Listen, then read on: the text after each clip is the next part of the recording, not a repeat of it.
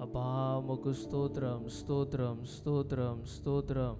ஹல்லேலூயா ஹல்லேலூயா ஹல்லேலூயா. நல்லவரே உம்மை ஸ்தோத்திரிக்கிறோம் ஸ்தோத்திரிக்கிறோம். ஹல்லேலூயா ஹல்லேலூயா ஹல்லேலூயா.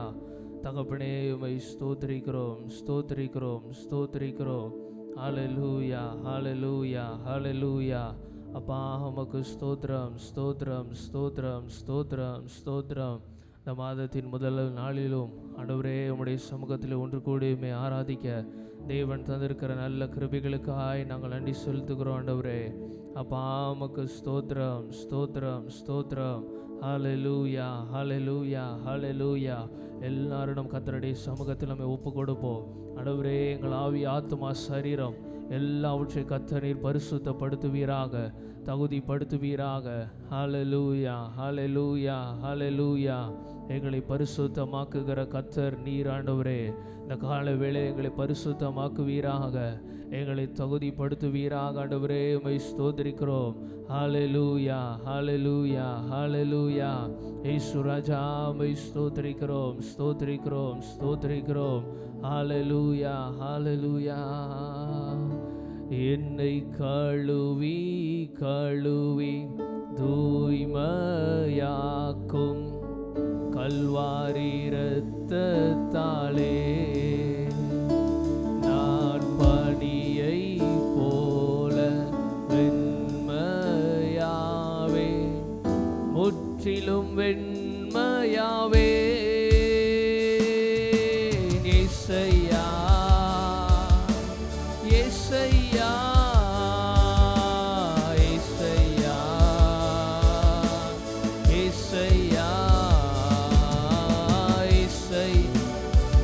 கர்த்தருடைய சமூகத்திலே அப்பா எங்களை கழுவி நீ தூய்மை ஆக்குவீராக. அப்பா ஆரம்ப ஜெப வேளையிலே கர்த்தருடைய சமூகத்தில் ஒப்பு கொடுப்போம். என்னை கழுவி கழுவி தூய்மையாக்கும் கல்வாரி இரத்தத்தாலே நான் பனியை போல வெண்மையாவே முற்றிலும் வெண்மையாவே. இயேசையா இயேசையா இயேசையா இயேசையா. இந்த கால வேளையிலே நம்மை கர்த்தருடைய சமூகத்தில் முழுவதுமாய் ஒப்பு கொடுத்து ஆண்டவரே எங்களை கழுவி நீர் தூய்மையாக்குவீராக. இயேசையா. கிழக்கு மேற்கு உள்ள தூரம் உந்தன் இரக்கம் உயர்ந்ததையா. கிழக்கு மேற்கு உள்ள தூரம் உந்தன் இரக்கம் உயர்ந்ததையா. இல்லையே இல்லை உம் அன்பிற்கு, இல்லையே இல்லை உம் அன்பிற்கு. இரக்கத்தின் செல்வந்தர் நீர்தானையா, இரக்கத்தின் செல்வந்தர் நீர்தானையா. என்னை கழுவி கழுவி தூய்மையாக்கும்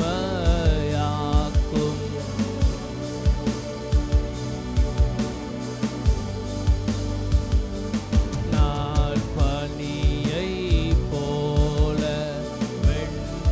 வெண்மையாவே முற்றிலும் வெண்மையாவே. இயேசையா இயேசப்பா.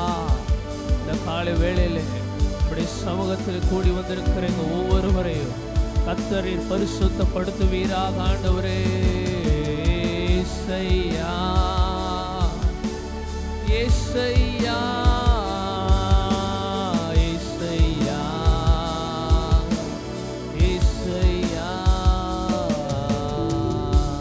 அன்பின் பரலோக பிதாவே, ஆசீர்வதிக்கப்பட்ட நல்ல காலை வேளைக்காக நன்றி செலுத்துகிறோம். இந்த நாளில் உம்முடைய சமூகத்தில் ஒன்று கூடி உம்மை ஆராதிக்க தேவன் தந்திருக்கிற நல்ல கிருபைகளுக்காக நாங்கள் நன்றி செலுத்துகிறோம். ஆண்டவரே, இந்த ஆராதனை கர்த்தர் ஆசீர்வதித்து தருவீராக. தொடக்கம் முதல் முடிவரை ஆவியானவர் எங்கள் மத்தியில் அசைவாடுவீராக. ஒவ்வொரு பகுதியும் கர்த்தர் பொறுப்படுத்திக் கொள்வீராக. நடக்க இருக்கிற திருவிருந்த ஆராதனை நம்முடைய கரத்தில் ஒப்புக் கொடுக்கிறோம். ஒவ்வொருவரும் அதில் பரிசுத்தத்தோடு பங்கு பெற கர்த்தர் கிருபை செய்தருளுவீராக. உம்முடைய நாம மாத்திரம் மகிமைப்படட்டும்.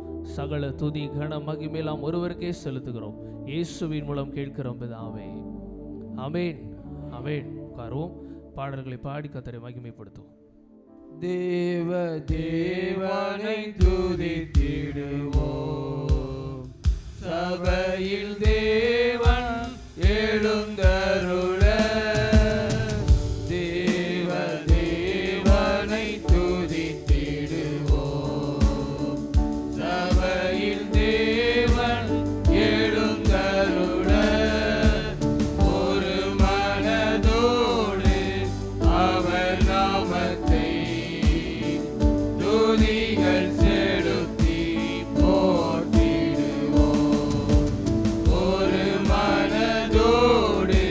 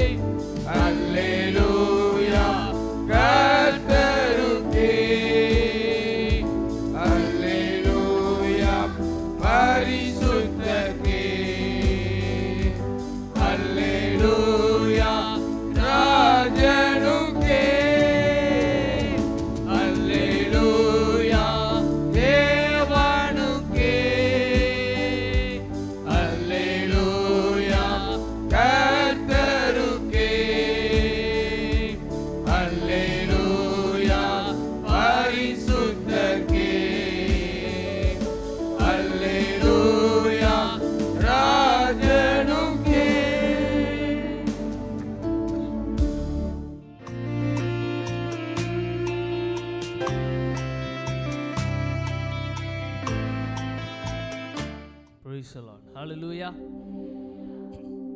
பயங்கர உற்சாகமா இருக்கீங்களா? Hallelujah. Praise the Lord. Hallelujah. Amen. Hallelujah. தேவனாகிய கர்த்தர் இந்த நாளை அவரை ஆராதிக்கிறதற்காக மகிமைப்படுத்துகிறதற்காக ஏற்படுத்தி தந்திருக்கிறார். ஆமென். ஹalleluya.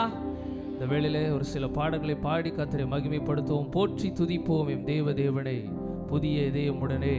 இந்த பாடல் எல்லாரும் கரங்களை தட்டி உற்சாகமாய் நான் பாடுவோம். போற்றி துதிப்போம் எம் தேவனை புதிய இதயமுடனே. போற்றி துதிப்போம் எம் தேவனை நேற்றும் இன்றும் என்றும் மாறா இயேசுவை நாம் என்றும் பாடி துதிப்போம். நேற்றும் இன்றும் என்றும் மாறா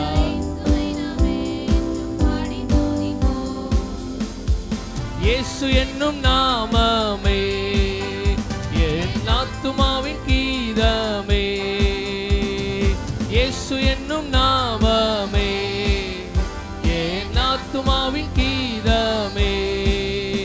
என் நேசரேசுவை நான் என்றும் போற்றி மகிழ்ந்திடுவேன். என் நேசரேசுவை நான் என்றும் கோர பயங்கரமான புயலில் கொடிய அலையின் மத்தியில் கோர பயங்கரமான புயலில் கொடிய அலையின் மத்தியில் காக்கும் கரம் கொண்டு மார் சேர்த்தணைத்த அன்பை என்றும் பாடுவே. காக்கும் கரம் கொண்டு மார் சேர்த்தணைத்த அன்பை என்றும் பாடுவே. இயேசு என்னும் நாமமே என் ஆத்துமாவின் கீதமே. இயேசு என்னும் நாமமே என் ஆத்துமாவின் கீதமே. என் நேசரேசுவை நான் என்றும் போற்றி மகிழ்ந்திடுவேன். என் நேசரேசுவை நான் என்றும் போற்றி மகிழ்ந்திடுவே. யோர்தான் நதி போன்ற சோதனையிலும் சோர்ந்தமிழ்ந்து மாளாதே. யோர்தான் நதி போன்ற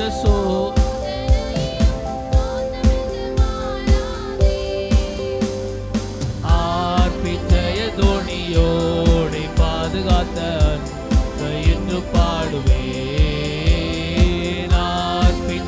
தோணியோடே இயேசு என்னும் நாமமே என் ஆத்துமாவின் கீதமே. இயேசு என்னும் நாமமே என் ஆத்துமாவின் கீதமே. என் நேசரேசுவை நான் என்றும் போற்றி மகிழ்ந்திடுவே. என் நேசர்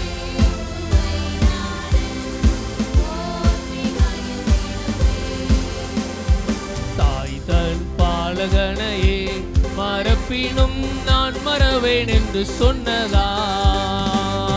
தாய் தன் பாலகனையே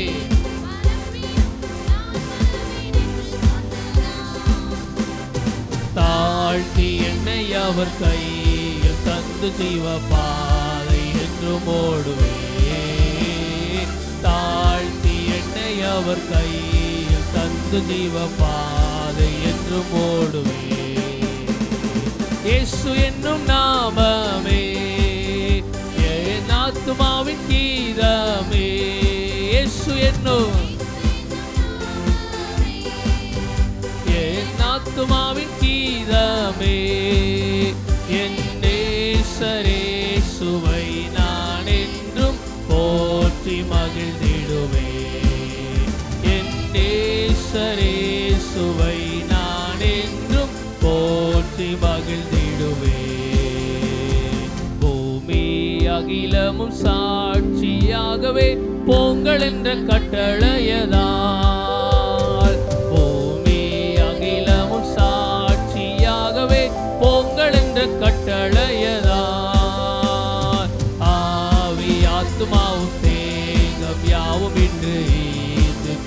செய்குவே ஆவி ஆத்துமாவும் தேகம் தொண்டு செய்குவே இயேசு என்னும் நாமமே என் ஆத்துமாவின் கீதமே இயேசு என்னும் நாமமே என் ஆத்துமாவின் கீதமே என் நேசரேசுவை நான் என்றும் போற்றி மகிழ்ந்திடுவேன் என் நேசரேசு தேவனாகிய நாமத்தை அப்படியே உயர்த்தி மகிழ்ந்திடுவோம் இயேசு என்னும் நாமமே என் ஆத்துமாவின் கீதமே பாடுவோம் இயேசு என்னும் நாமமே என் ஆத்துமாவின் கீதமே என் நேசரேசுவை நான் என்றும் போற்றி மகிழ்ந்திடுவேன் என் நேசரேசுவை நான் என்றும் போற்றி மகிழ்ந்திடுவேன் ஹல்லேலூயா ஹல்லேலூயா இயேசுவின் நாமம் அது மேலான நாமம் ஆமென் அது வல்லமையுள்ள நாமம் அது பராக்கிரமங்களை செய்கிற நாமம் நம்முடைய வாழ்க்கையில் அதிசயங்களை அற்புதங்களை செய்கிற நாமம் நம்முடைய பாவங்களை சாபங்களை நம்மை விட்டு எடுத்து போடுகிற நாமம் எல்லா ஆசீர்வாத தடைகளை நீக்கி போடுகிற ஒரு நாமம் அது இயேசு என்கிற நாமம் ஒரு பாடலை சேர்ந்து பாடும் இயேசுவின் நாமமே மேலான நாமமே வல்லமையின் நாமமே மகிமையின் நாமமே இந்த பாடலை சேர்ந்து பாடலாம் இயேசுவின் நாமமே மேலான நாமமே வல்லமையின் நாமமே மகிமையின் நாமமே இயேசுவின் நாமமே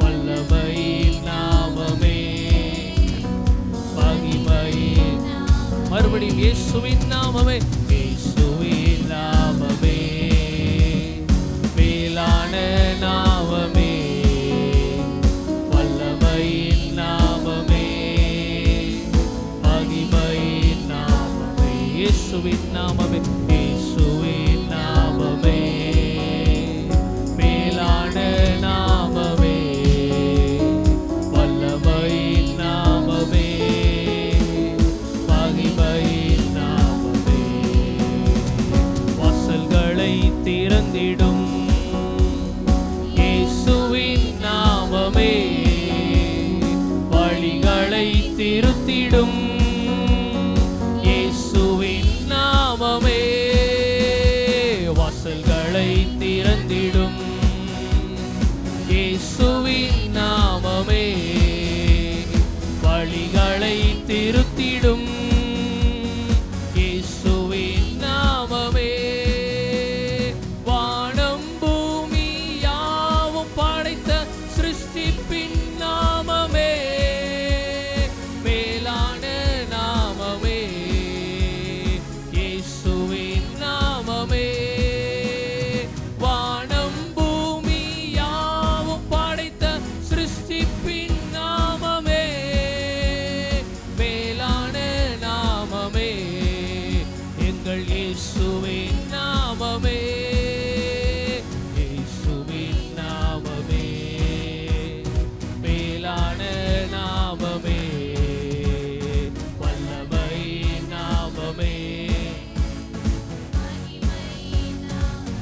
இயேசுவின் நாமமே இயேசுவின் நாமமே மேலான வெளியே இருக்கிறவங்களும் நல்லா சேர்ந்து பாடுங்க எல்லா சோர்வுகளை எடுத்து போடுகிறவராக இருக்கிறார் மகிமையின் நாமமே அடைக்கலமாகிடும் இயேசுவின் நாமமே அற்புதங்கள் செய்திடும் இயேசுவின் நாம விசுவாசத்தோடு பாடுவோம் அடைக்கலமாகிடும் இயேசுவின் நாமமே அற்புதங்கள் செய்திடும் இயேசுவின் நாமமே வாதை துன்பம் நோய்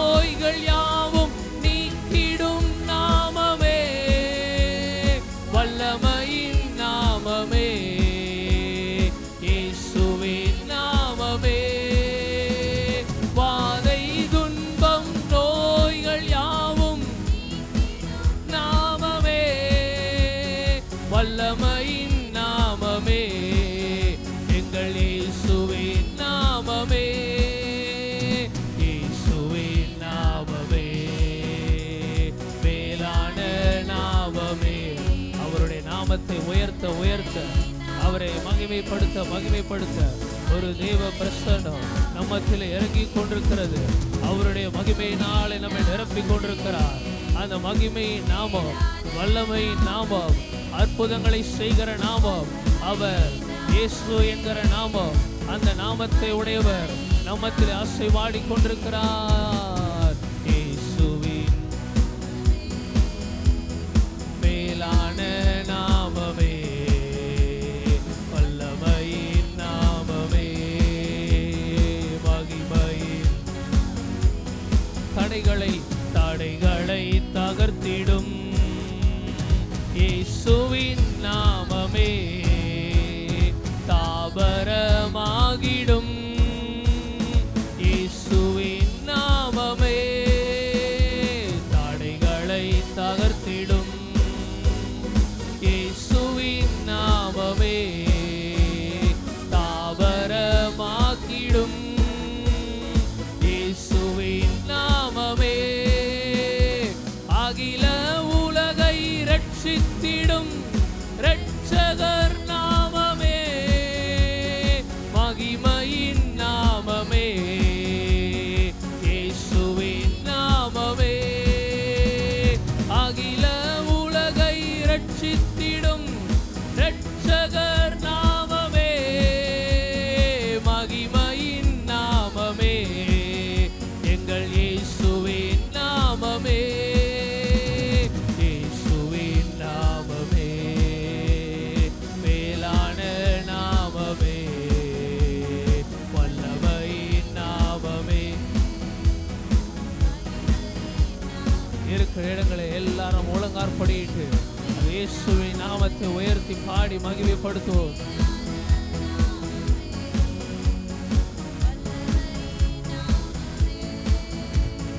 மகிமையின் நாமம், இயேசுவின் நாமமே, இயேசுவின் நாமமே, மேலான நாமமே, வல்லமையின் நாமமே, மகிமை இயேசுவின் நாமமே, இயேசுவின் நாமத்தை உயர்த்துங்க. அவருடைய நாமத்தை உயர்த்துவோம். அவர் உயர்த்தப்படத்தக்கவர், அவர் போற்றப்படத்தக்கவர்.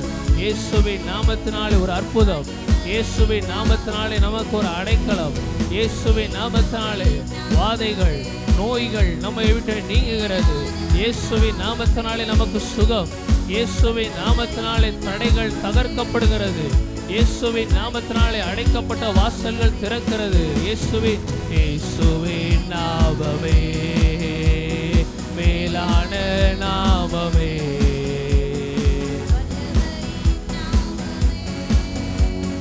மகிமையின் நாமமே, இயேசுவின் நாமமே, இயேசுவின் நாமமே, இயேசுவே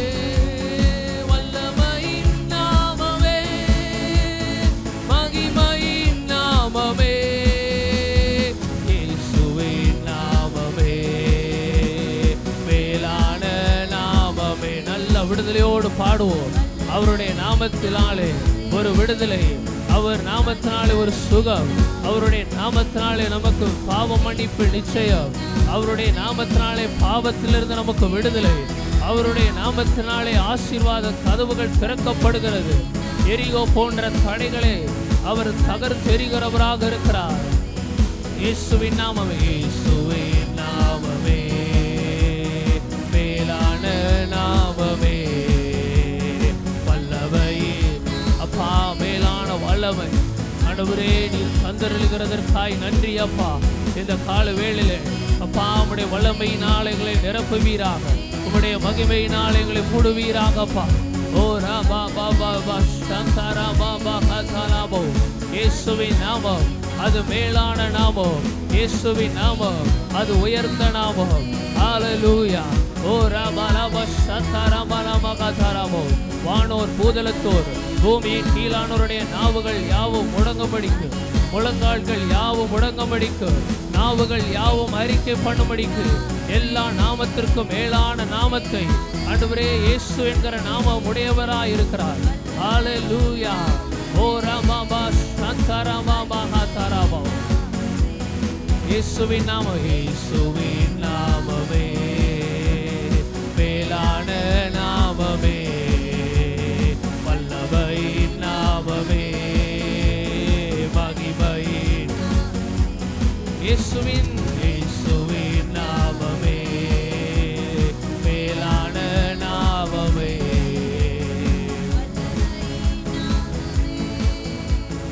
மகிமையின் நாமமே, இயேசுவின் நாமமே, இயேசுவின் நாமமே. ஓ ராமா சந்தரமரக, இயேசுவின் நாமத்தினாலே வானத்திலே அடைக்கப்பட்ட வாசல்கள் திறக்கிறவைகளாக இருக்கிறது. விசுவாசானவன் எத்தனை தடைகளை கொண்டு வந்தாலும் அவன் வாசல்களை திறக்கிறவராக இருக்கிறார். இதோ திறந்த வாசலை உனக்கு முன்பதாக வைத்திருக்கிறேன், அதை ஒருவனாலும் பூட்ட முடியாது என்று சொன்ன தேவன் நம்மத்திலே வாசம் பண்ணுகிறவராக இருக்கிறார். இந்த புதிய மாதத்திலே திறந்த வாசலை நமக்கு ஏற்படுத்துகிறதற்கு அவர் போதுமானவராக இருக்கிறார். ஓ ராபா சந்தரபா நாமமே, மகிமையின் நாமமே, இயேசுவின் நாமம்,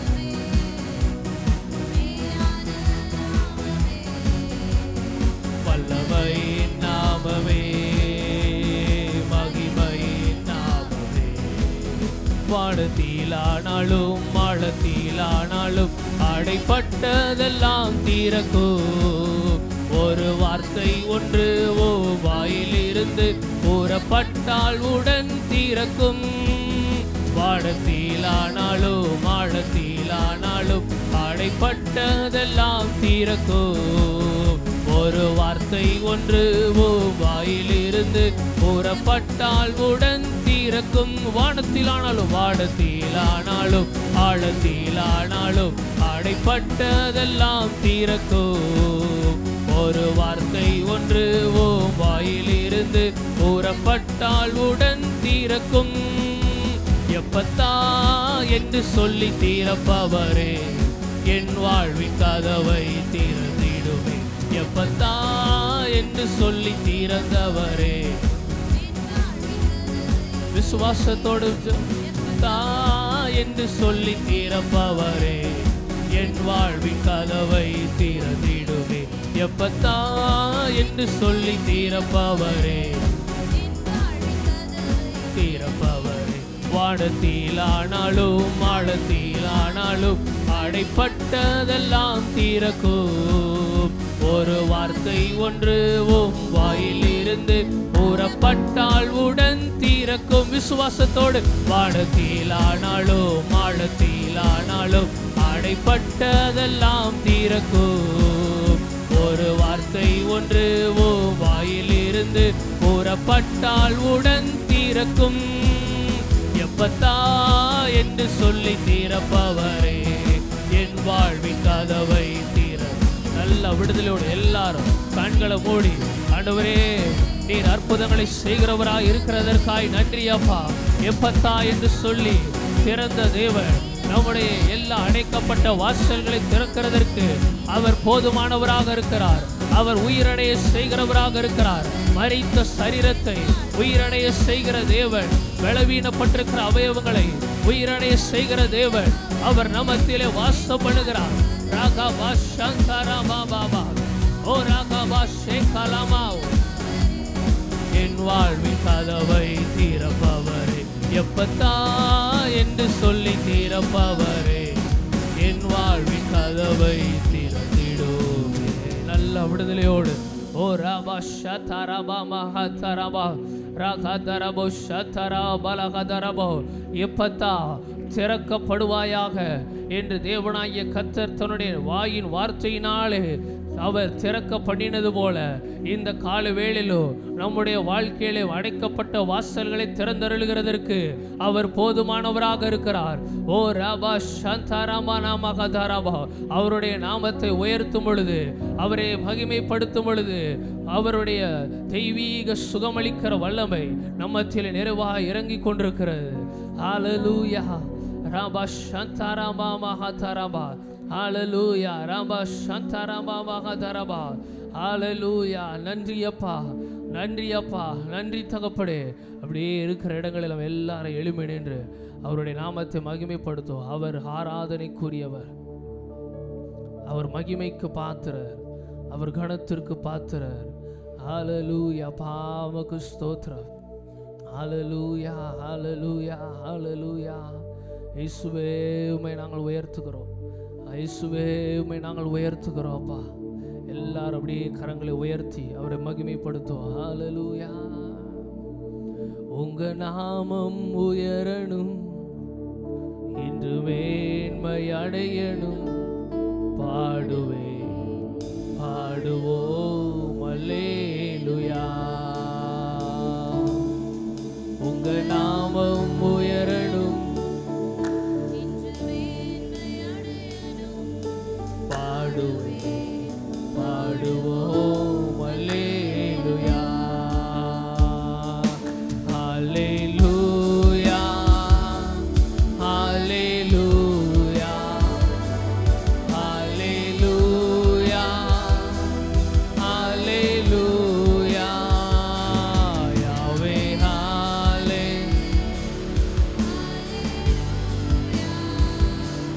யாவே ஹல்லே, ஹல்லேலூயா. சிங்கத்தின் கெபியிலும் தீச்சூளை நடுவிலும் உங்க நாமம் உயர்த்தும் போது சேதங்கள் அணுகிடாது.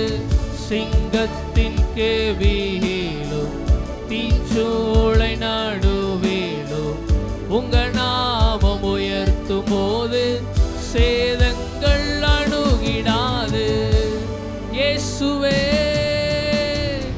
உம் நாமமே உயரணும். அல்லேலூயா. இயேசுவே உம் நாமமே பெருகணும். அல்லேலூயா. உங்க நாமம் உயரணும், இன்று மேன்மை அடையணும். பாடுவேன். நாலு வேளையில் அவருடைய நாமத்தை உயர்த்த வந்திருக்கிறது. ஒவ்வொருவர் அவருடைய நாமத்தை உயர்த்தி ஹல்லேலூயா பாடுவோம். அல்லேலூயா. சிறைச்சாலை அடைப்பதில்லை, சங்கிலிகள் நிரந்தரமில்லை. உங்க நாமம் உயர்த்தும் போது அஸ்திபாரம் நிலைப்பதில்லை. சிறைச்சாலை அடைப்பதில்லை, சங்கிலிகள் நிரந்தரமில்லை. உங்க நாமம் உயர்த்தும் போது அஸ்திபாரம் நிலைப்பதில்லை. இயேசுவே உம் நாமமே உயரணும். அல்லேலூயா. இயேசுவே உம் நாமமே பெருகணும். அல்லேலூயா. உங்க நாமம் உயரணும், இன்று மேன்மை அடையணும். பாடுவேன். எல்லாரும் சத்தத்தை உயர்த்தி உங்க நாமம் உயரணும். ஓ தேங்க்யூ ஃபாதர். உம்முடைய நாமத்தை பிரஸ்தாபப்படுத்துகிற எந்த இடத்திலும் நான் வந்து உலாவுவேன் என்று நீ சொன்னீர் ஆண்டவரே.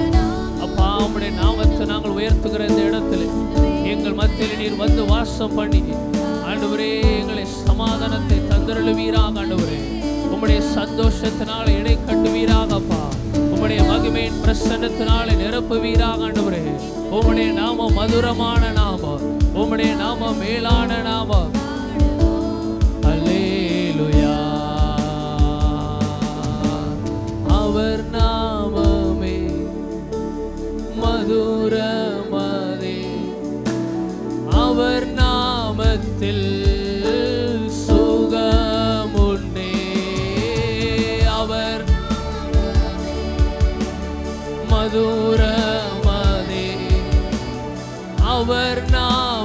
நாமத்தில் சுகமுண்டே.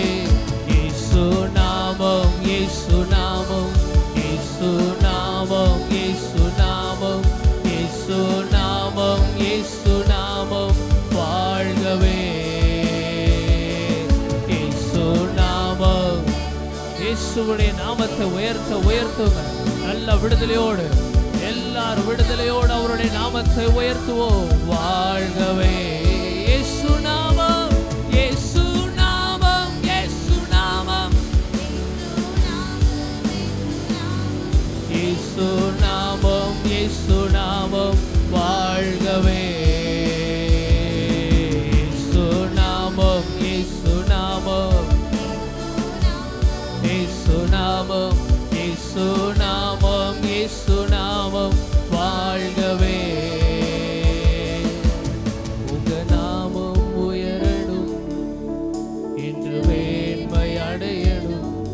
பாடுவேன், பாடுவோம் அல்லேலூயா. உங்க நாமம் இன்று மேன்மை அடையணும். பாடுவேன்.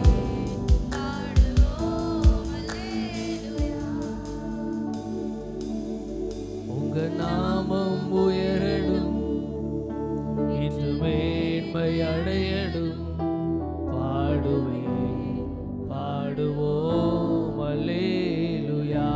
நல்ல கரங்களை உயர்த்தி உங்க நாமம்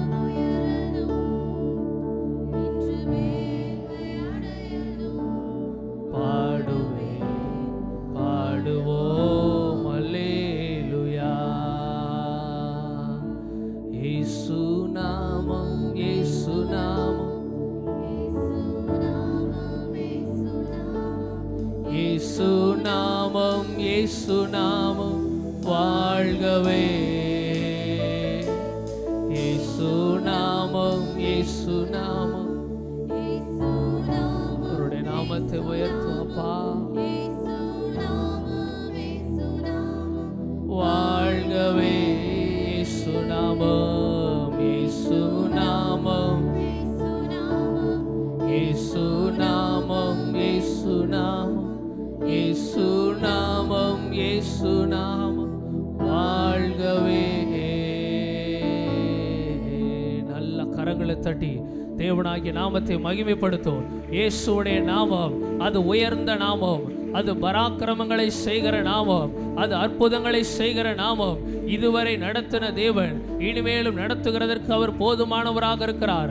அவருடைய நாமத்தினாலே பாவ மன்னிப்பின் நிச்சயம் நமக்கு உண்டாயிருக்கிறது. அவருடைய நாமத்தினாலே அடைக்கப்பட்ட வாசல்கள் நமக்கு திறந்திருக்கிறது. அவருடைய நாமத்தினாலே சிறைச்சாலையின் கதவுகள் அஸ்திவாரங்கள் தகர்க்கப்பட்டிருக்கிறது. ஹalleluya ரபா சந்தரபாமா ஹதரபா. உம்முடைய நாமத்தை நீர் தந்தருளி இருக்கிறதற்காய் நன்றி அப்பா. உம்முடைய நாமத்தின் ஆசீர்வாதங்களை எங்களுக்கு நீர் தந்திருக்கிறதற்காய் நன்றி தகப்பனே. ஹalleluya. அதிகாரத்தை எங்களுக்கு நீர் தந்திருக்கிறதற்காய் நன்றி அப்பா. ஹalleluya. ஸ்தோத்திரம், ஸ்தோத்திரம், ஸ்தோத்திரம், ஸ்தோத்திரம். அப்படி இருக்கிற இடங்கள் நம்ம எல்லாரும் கரங்களை உயர்த்தி இந்த புதிய மாதத்தில் தேவன் நம்முடைய வாழ்க்கையில் அற்புதங்களை செய்யும்படியாக, எல்லா தடைப்பட்ட வாசல்களை தேவன் எடுத்து போடும்படியாக, அப்படியே இந்த புதிய மாதத்தில் மார்ச் மாதத்தில் விசேஷமாக 10th +2 எக்ஸாம் எழுதுகிற பிள்ளைகளுக்கு கர்த்தர் நல்ல ஞானத்தை தரும்படியாக, எந்த விதமான பலவீனங்களும் பிள்ளைகளை தாக்காதபடி கர்த்தர் பாதுகாத்து கொள்ளும்படியாக இந்த வேளையில் எல்லாரும் நம்ம சேர்ந்து நம்ம ஜெபிப்போம். ஹalleluya. அப்பா உமக்கு ஸ்தோத்திரம், ஸ்தோத்திரம், ஸ்தோத்திரம். அன்பின் தகப்பனே அப்பா, அந்த புதிய மாதத்தை காண எங்களுக்கு கிருபை செய்திருக்கிறதற்காய் நன்றி அப்பா.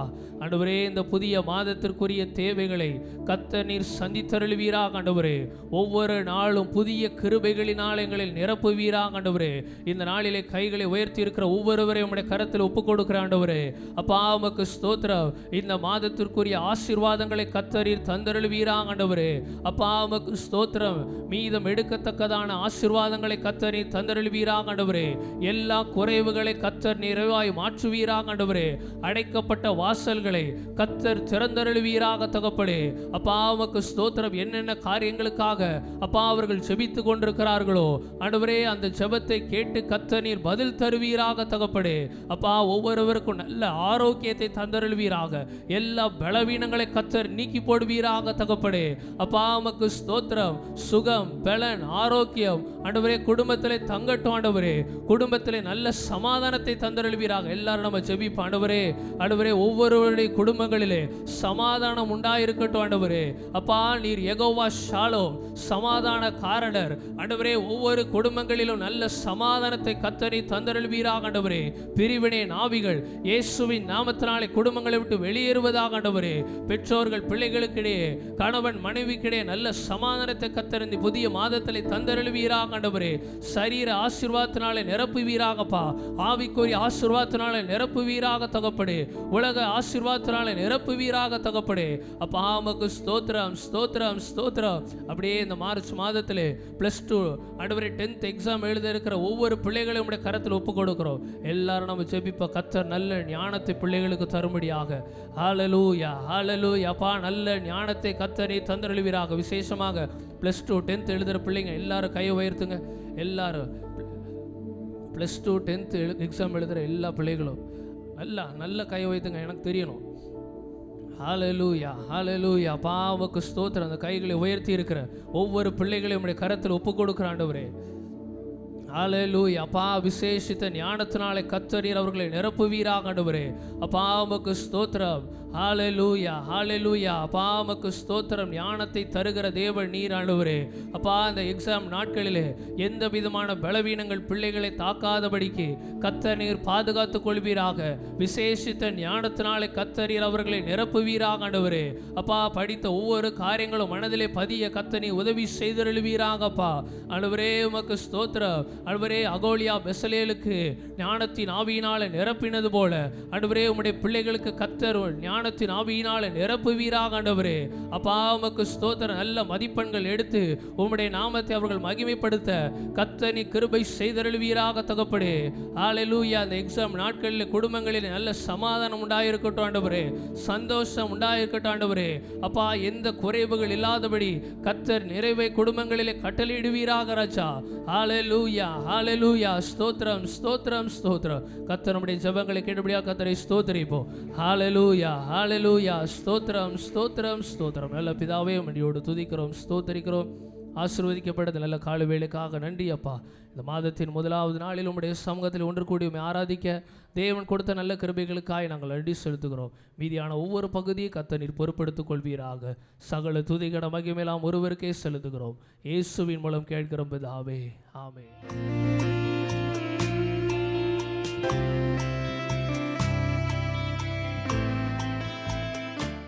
இந்த நாளின் செய்தியின் தலைப்பு சவால் விடுகிற மனிதர்களும் முறியடிக்கிற தேவனும். சவால் விடுகிற மனிதர்களும் முறியடிக்கிற தேவனும். ஒரு சவால் உள்ள ஒரு உலகத்தில் தான் நம்ம வாழ்ந்து கொண்டு இருக்கிறோம். அதுவும் குறிப்பாக தேவனுடைய பிள்ளைகளுக்கு நிறைய சவால் இருக்குது. ஸ்தோத்திரம். நிறைய சவால். சபை நடத்துறதுக்கே ஒரு சவால், சபை கட்டுறதுக்கு ஒரு சவால். இந்த மாதிரிலாம் என்ன செய்து இருக்குது. நம்ம தேசம் எங்கேயுமே சவால் தான். அது தேவனுடைய பிள்ளைகளுக்கு விரோதமாக நிறைய சவால் நிறைந்த வார்த்தைகள் வந்து கொண்டே இருக்கிறது. நம்ம இந்த இடத்துல வாழ்கிறோம்னா ஆண்டவருடைய சுத்த ஒரு கிருபை தான். அப்படி தான் நம்ம என்ன செய்யணும், நம்ம சொல்லணும். வேதத்திலிருந்து நம்ம இப்போ பார்க்க போகிறோம். எப்படிலாம் சவால் விட்டாங்க, ஆனால் அந்த சவாலை தேவன் எப்படி முறியடித்தார். இதுதான் நமக்கு கிடைச்ச ஒரு பெரிய பாக்கியம். இன்றைக்கி ஒருவேளை சில காரியங்களை அரசாங்கமோ அல்லது அரசாங்கத்தை சார்ந்தவர்களோ அல்லது அரசியல்வாதிகளோ ஜெயித்தது போல் இருக்கும். இன்றைக்கி ஜெயித்தது போல் இருக்கும். ஆனால் கடைசியில் ஜெயிக்க போகிறது யாருன்னா தேவனும் தேவனுடைய பிள்ளைகளும். இன்றைக்கி நமக்கு நிறைய நெருக்கம் இருக்குது. ஸ்தோத்திரம். அநேக இடங்கள் என்ன செய்ய முடியல, சபையில் ஆராதிக்க முடியல, தேவனை துதிக்க முடியல. தேவனுடைய பிள்ளைகளுக்கு விரோதமாக செயல்படுறாங்க. ஒரு சர்ச்சு கட்ட ஆரம்பிச்சாச்சுன்னா உடனே ரோட்டில் என்ன செய்கிறாங்க, மறியல் பண்ணுறாங்க. இப்படிப்பட்ட ஒரு சவால் நிறைந்த ஒரு ஒரு நாட்டில் தான் நாம் இருந்து வாழ்ந்து கொண்டு இருக்கிறோம். கிட்டத்தட்ட ஒரு 2ஆம் தரம் குடிமக்கள் மாதிரி தான் நாம் இருக்கிறோம். 2ஆம் தரம்னு சொல்ல முடியாது, 3ஆம் தரம் குடிமக்கள் மாதிரி தான் நாம் என்ன செஞ்சுட்டு இருக்கிறோம், இருந்துக்கிட்டு இருக்கிறோம். கர்த்தருடைய கிருபை இல்லைன்னா முடியாது. இன்றைக்கி நம்ம வாசித்த சங்கீதத்திலுமே அது வந்தது. கர்த்தர் நம்முடைய பட்சத்தில் இல்லைன்னா உயிரோடே விழுங்கியிருப்பாங்க. ஸ்தோத்திரம். தேவனுடைய கிருபை இல்லைன்னா நம்ம எப்படி விழுங்கியிருப்பாங்களாம்? உயிரோடே அப்படியே ஒழுங்கியிருப்பாங்களாம். ஆனால் இன்றைக்கி நம்ம இருக்கிறோம், நம்ம நிற்கிறோம், இந்த இடத்துல கர்த்தரை ஆராதிக்கிறோம் அப்படின்னா ஆண்டவருடைய சுத்த கிருபை. சரி, இப்போ நம்ம வாசிப்போம். தானியேல் 3ஆம் அதிகாரம் 15ஆம் வசனம். இப்போதும் எக்காலம், நாகசுரம், கிண்ணரம், வீணை, சுரமண்டலம், தம்புரு முதலான சகலவித கீத வாத்தியங்களின் சத்தத்தையும் நீங்கள் கேட்கும்போது தாழ விழுந்து நான் பண்ணி வைத்த சிலையை பணிந்து கொள்ள ஆயத்தமாயிருந்தால் நல்லது. பணிந்து கொள்ளாதிருந்தீர்களே ஆகில் அந்நேரமே எரிகிற அக்கினி சூளையின் நடுவிலே போடப்படுவீர்கள். உங்களை என் கைக்கு தப்புவிக்க போகிற தேவன் யார் என்றான். உங்களை என் கைக்கு தப்புவிக்க போகிற தேவன் யார்? ஒரு பெரிய சவாலை யார் விடுறாருன்னா நேபுகாத்நேச்சார் அந்த சவால் நிறைந்த வார்த்தையை சொல்கிறாரு. உங்களை என் கைக்கு தப்புவிக்க போகிற தேவன் யார் அப்படின்னு ஒரு பெரிய சவால். இந்த நேபுகாத்நேச்சார் கொஞ்சம் அந்த 2ஆம் அதிகாரத்தில் பார்த்தீங்கன்னா அப்போந்தான் தேவனாகிய கர்த்தரை கொஞ்சம் புரிஞ்சு கொள்கிறார். 2ஆம் அதிகாரம் 46ஆம் வசனத்தை வாசிக்கிறேன். அப்பொழுது ராஜாவாகிய நேபுகாத்நேச்சார் முகங்குப்புற விழுந்து தானியேலை வணங்கி அவனுக்கு காணிக்கை செலுத்தவும் தூபங்காட்டவும் கட்டளையிட்டான். ராஜா தானியேலை நோக்கி, நீ இந்த மறைபொருளை வெளிப்படுத்தினபடியினால் மெய்யாய் உங்கள் தேவனே தேவர்களுக்கு தேவனும் ராஜாக்களுக்கு ஆண்டவரும் மறைபொருட்களை வெளிப்படுத்துகிறவருமாய் இருக்கிறார் என்றான். சரி, கொஞ்சம் முன்னால் தான் என்ன சொல்கிறாருன்னா, உங்கள் தேவன் தான் யார்? தேவர்களுக்கெல்லாம் தேவன், ராஜாக்களுக்கு ஆண்டவர், மறைபொருட்களை வெளிப்படுத்துகிறவர்னு சொன்னது மாத்திரமல்ல, அந்த சொப்பனத்துக்கு அர்த்தம் சொன்ன அந்த தானியேலுடைய காலில் என்ன செய்கிறாரு? பொத்துன்னு விழுந்து முகங்குப்புற விழுந்து தானியேலை வணங்கி அவனுக்கு காணிக்கை செலுத்தவும் தூபம் காட்டவும் கட்டளையிட்டான். அப்போ கொஞ்சம் முன்னால் தான் நீங்கள் ஆராதிக்கிற தேவன் அல்லது தானியேல் ஆராதிக்கிற தேவன் தான் தேவன்னு சொல்கிறாரு. இப்போ இந்த 15ஆம் வசனத்தில் என்ன சொல்கிறாரு? உங்களை என் கைக்கு தப்புவிக்க போகிற தேவன் யார் என்றான். அப்போ இவருக்கு என்ன இல்லை? ஒரு ஸ்டெடினஸ் இல்லை, ஒரு உறுதிப்பாடு இல்லை. யார் தேவன் என்பதை கொஞ்சம் முன்னால் தான் அறிஞ்சார். பாருங்கள், அந்த சம்பவங்களாம் நமக்கு தெரியும். சொப்பனத்தை இவர் பார்த்தாரு, சொப்பனத்தை மறந்துட்டார். இப்போ எனக்கு சொப்பனத்தையும் சொல்லணும், சொப்பனத்துடைய அர்த்தத்தையும் சொல்லணும்னு சொல்கிறாரு. மற்றவங்களால் முடியல. தானியேல் என்ன செய்கிறாரு? சொப்பனத்தையும் சொல்லி அதனுடைய அர்த்தத்தையும் சொல்லி அவர் யோசனையும் கூட என்ன செய்கிறார்? நீர் இப்படி யோசித்து கொண்டிருந்தீர் அப்படின்னு கூட என்ன செய்கிறார்? சொல்லுகிறார். ஆகவே அவரால் அதை என்ன செய்ய முடியல. அவர் ரொம்ப சந்தோஷப்பட்டார், மகிழ்ச்சி அடைந்தார். உங்கள் தேவன் தான் தேவன்னு சொன்னார். ஆனால் இப்போ அடுத்த அதிகாரத்திலே வந்துடுற ஒரு பெரிய சிலையை என்ன செய்கிறார்? நிறுத்துகிறார். நிறுத்தி அதுதான் தேவன் என்கிறது போலையும் அந்த தேவனுக்கு என்ன செய்யணும்? எல்லாரும் வணக்கம் செலுத்தணும், எல்லாரும் பணிந்து குனிந்து அதை ஆராதிக்கணும் அப்படின்னு ஒரு கட்டளை போடுறாரு. கட்டளை போட்டது மாத்திரமல்ல, யாராவது இதுக்கு கீழ்ப்படியாமல் இருந்தால் இவங்க எதில் தூக்கி போடப்படுவாங்க? அக்கினி சூளையிலை தூக்கி போடப்படுவாங்க அப்படின்னு ஒரு பெரிய தண்டனையும் என்ன செஞ்சிட்டாரு? ஆயத்தப்படுத்திட்டாரு. இப்போ இந்த சூழ்நிலையில் தான் எல்லாரும் என்ன செஞ்சிட்டாங்க? வணங்கிட்டாங்க. இனி 666 வரப்போகுது கூடிய சீக்கிரத்தில். கர்த்தருடைய வருகைக்கு அப்புறமாக, ரகசிய வருகைக்கு அப்புறமாக 666 என்ன செய்ய போகுது? வரப்போகுது. அப்போ 666 தரிச்சா தான் என்ன செய்ய முடியும்? பொருட்கள் வாங்கவோ விற்கவோ முடியும். ரொம்ப கடினமான ஒரு காரியத்துக்குள்ள நம்ம வரப்போகிறது.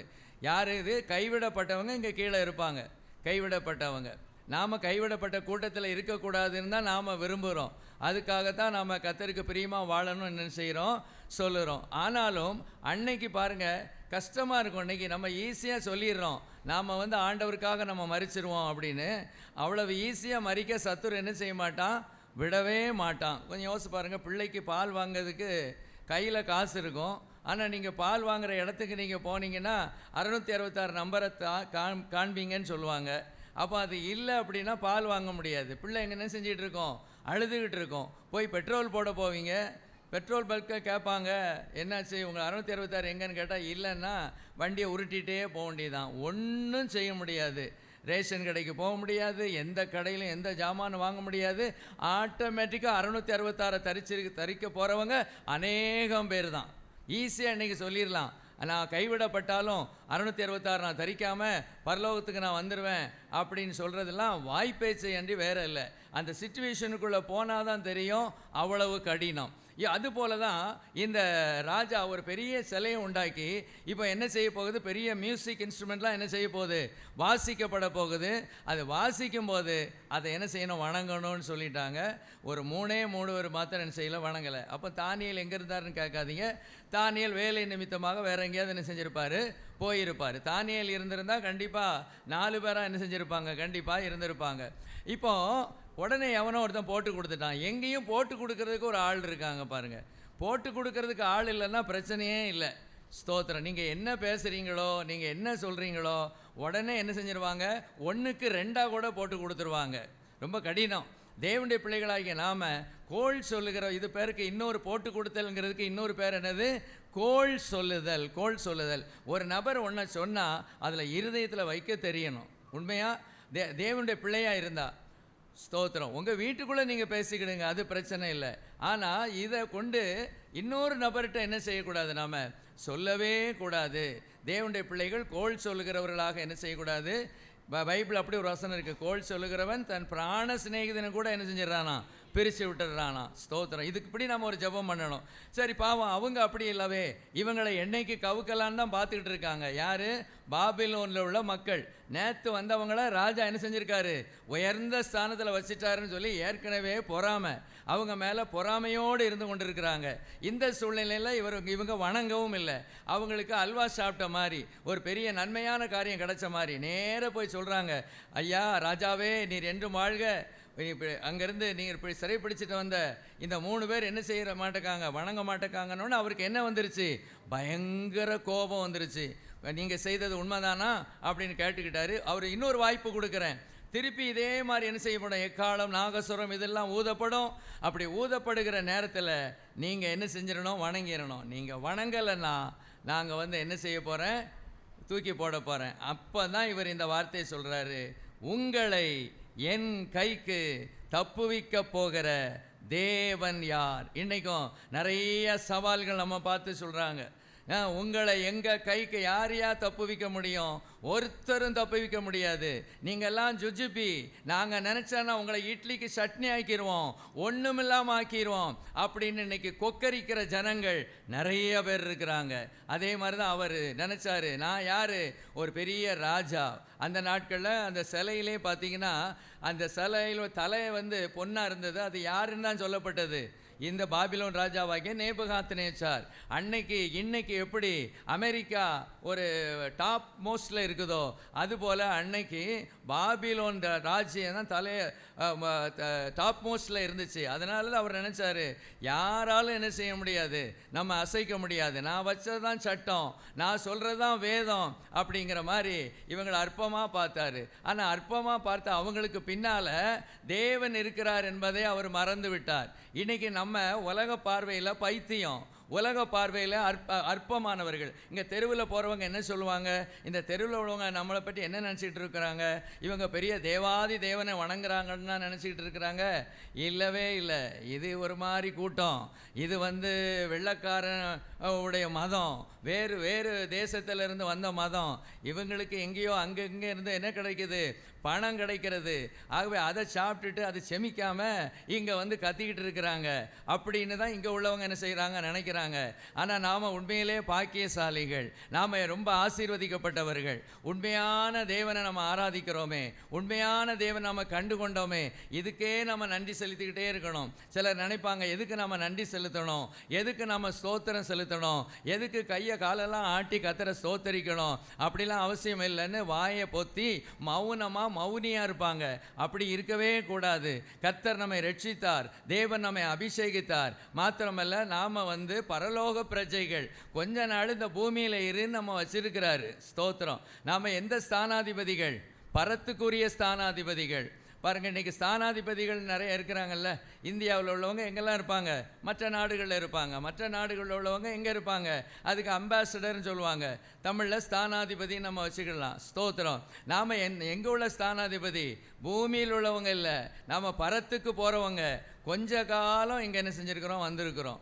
ஒரு ஒரு ஒரு சன்னியாசியை பற்றி ஒரு ஒரு ஒரு ஒரு பெரிய அரசியல்வாதியோ அல்லது ஒரு மடாதிபதியோ தெரியல, அவரை பற்றி அவர் சொன்னாங்களாம். அந்த மடாதிபதி பிறக்கவும் இல்லை, இறக்கவும் இல்லை. அந்த பிறந்த நாளை சொன்னாங்களாம். அந்த பிறந்த நாளில் அவர் பூமி கிரகத்தை பார்க்க வந்தார். இறந்ததை பூமி கிரகத்தை விட்டு அவர் மேலே போயிட்டார். பூமி கிரகத்தை என்ன செஞ்ச வந்தாராம்? பார்க்க வந்தாராம். கொஞ்ச நாள் பார்த்தாராம்.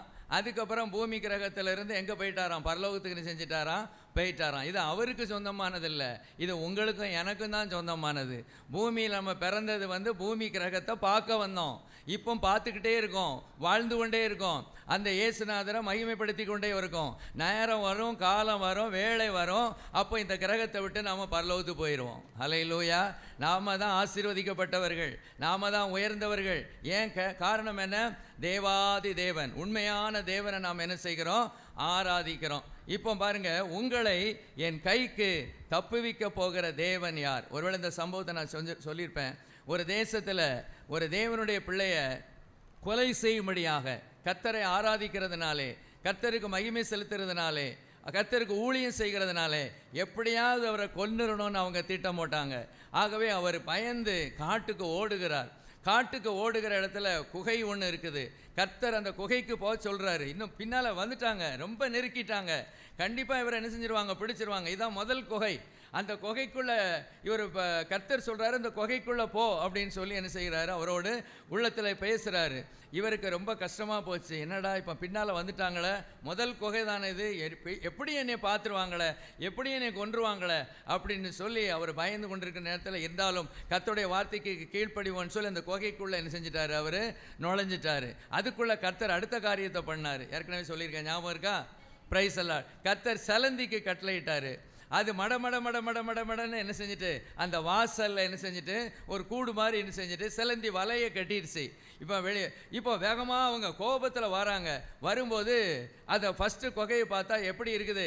அது முழுசும் சிலந்தி வலையால் பின்னப்பட்டிருக்கிறது. அப்போ அந்த முன்னால் சொன்னாராம், ஏய் சிலந்தி வலை இருக்குது, இங்கேக்குள்ளே யாரும் போக முடியாது, உள்ளே போயிருந்தால் இந்த இடத்துல ஒன்றுமே என்ன செய்யாது, இருக்காது, அடுத்த குகைக்கு போவோம் அப்படின்னு சொல்லிட்டு அடுத்த குகைக்கு போனாங்களாம். அப்படி போய் கண்டே என்ன செய்ய கண்டே பிடிக்க முடியல. ஐயா எங்கே? பத்திரமா இருக்கிறாரு, அந்த குகைக்குள்ளே பத்திரமா இருக்கிறாரு. தேவனுடைய அனுமதி இன்றி ஒரு தேவனுடைய பிள்ளைய ஆட்டம் பாம் கூட ஒன்றும் செய்ய முடியாது. உலகமே எதிர்த்து வந்தாலும், இந்திய தேசமே எதிர்த்து வந்தாலும், தேவனுடைய நாள் வராத வரைக்கும் அவன் காலம் வாழ்ந்து கொண்டே தான் இருப்பான். ஹல்லேலூயா. ஒரு கையை தான் தட்டுங்களேன். Price allot. எல்லாத்துக்கும் சேர்த்து தானே, ஊழியக்காரனுக்கு மாத்திரமா? உங்களுக்கும் சேர்த்து தான். ஒரு தேவனுடைய பிள்ளைய தேவனுடைய சித்தம் இல்லாமல், தேவனுடைய நாள் வருவதற்குள்ளா வராமல் அவனை தொடவே முடியாது. தேவனை அனுமதிக்க மாட்டார். இதையும் நான் சொல்லியிருக்கேன், இந்த பிரசங்கத்துக்காக இதையும் நான் ஞாபகப்படுத்துகிறேன். ஸ்ரீலங்காவில் அடிக்கடி பிரச்சனை தான். இப்போ தான் கொஞ்சம் பரவாயில்லாமல் என்ன செஞ்சிகிட்டு இருக்கு, அந்த தேசம் போயிட்டுருக்கு. குறிப்பாக தமிழர்கள் மேலே அவங்க ஒரு வைராக்கியம் உள்ளவர்களாக என்ன செய்தாங்க, இருந்தாங்க. அப்போ பயந்து இப்போ ஒவ்வொரு வீடாக அடித்து நொறுக்கிட்டே வராங்க. ஸ்தோத்திரம். அங்கே உள்ள வாலிபர்கள், அங்கே உள்ள இராணுவ வீரர்கள், இவங்கெல்லாம் யாருக்கு? எதிரிகள் தான். கிட்டத்தட்ட 1,00,000 பேரை என்ன செஞ்சுருக்காங்க, கொலை செய்திருக்கிறாங்க. அந்த நேரத்தில் உங்களுக்கு தெரியும் நினைக்கிறேன். அந்த அளவு என்ன செய்யப்பட்டாங்க, தமிழர்கள் கொன்று குவிக்கப்பட்டார்கள். இப்போ ஒரு கிறிஸ்தவ குடும்பம், அந்த குடும்பம் ஒரு வீட்டில் வசிச்சுக்கிட்டு இருக்கு. இப்போ ஒவ்வொரு வீடாக தமிழ் வீடுகளை இடித்து கொன்னுக்கிட்டே வராங்க, ஆட்களை கொன்னுக்கிட்டே வராங்க. அந்த கொன்னுக்கிட்டு வரும்போது கர்த்தர் அங்கே உள்ளவங்கள்ட்ட சொன்னார், அவங்க அபிஷேகம் பெற்றவர்கள். பார்த்தீங்களா, அபிஷேகம் பெற்றதுனால எவ்வளோ ஒரு பாக்கியம். ஒருவேளை அபிஷேகம் பெறலைன்னா வேறு மாதிரி ஏதாவது செஞ்சுருப்பார் கர்த்தர் தன்னுடைய பிள்ளைகளை. அது இருக்கட்டும், அது இன்னொரு பகுதியாக இருக்கட்டுமே. அப்போ கர்த்தர் அவங்கெல்லாம் ஆண்டோட ஜெபிச்சுக்கிட்டே இருக்கும்போது கர்த்தர் அவங்களோடு பேசினாராம்.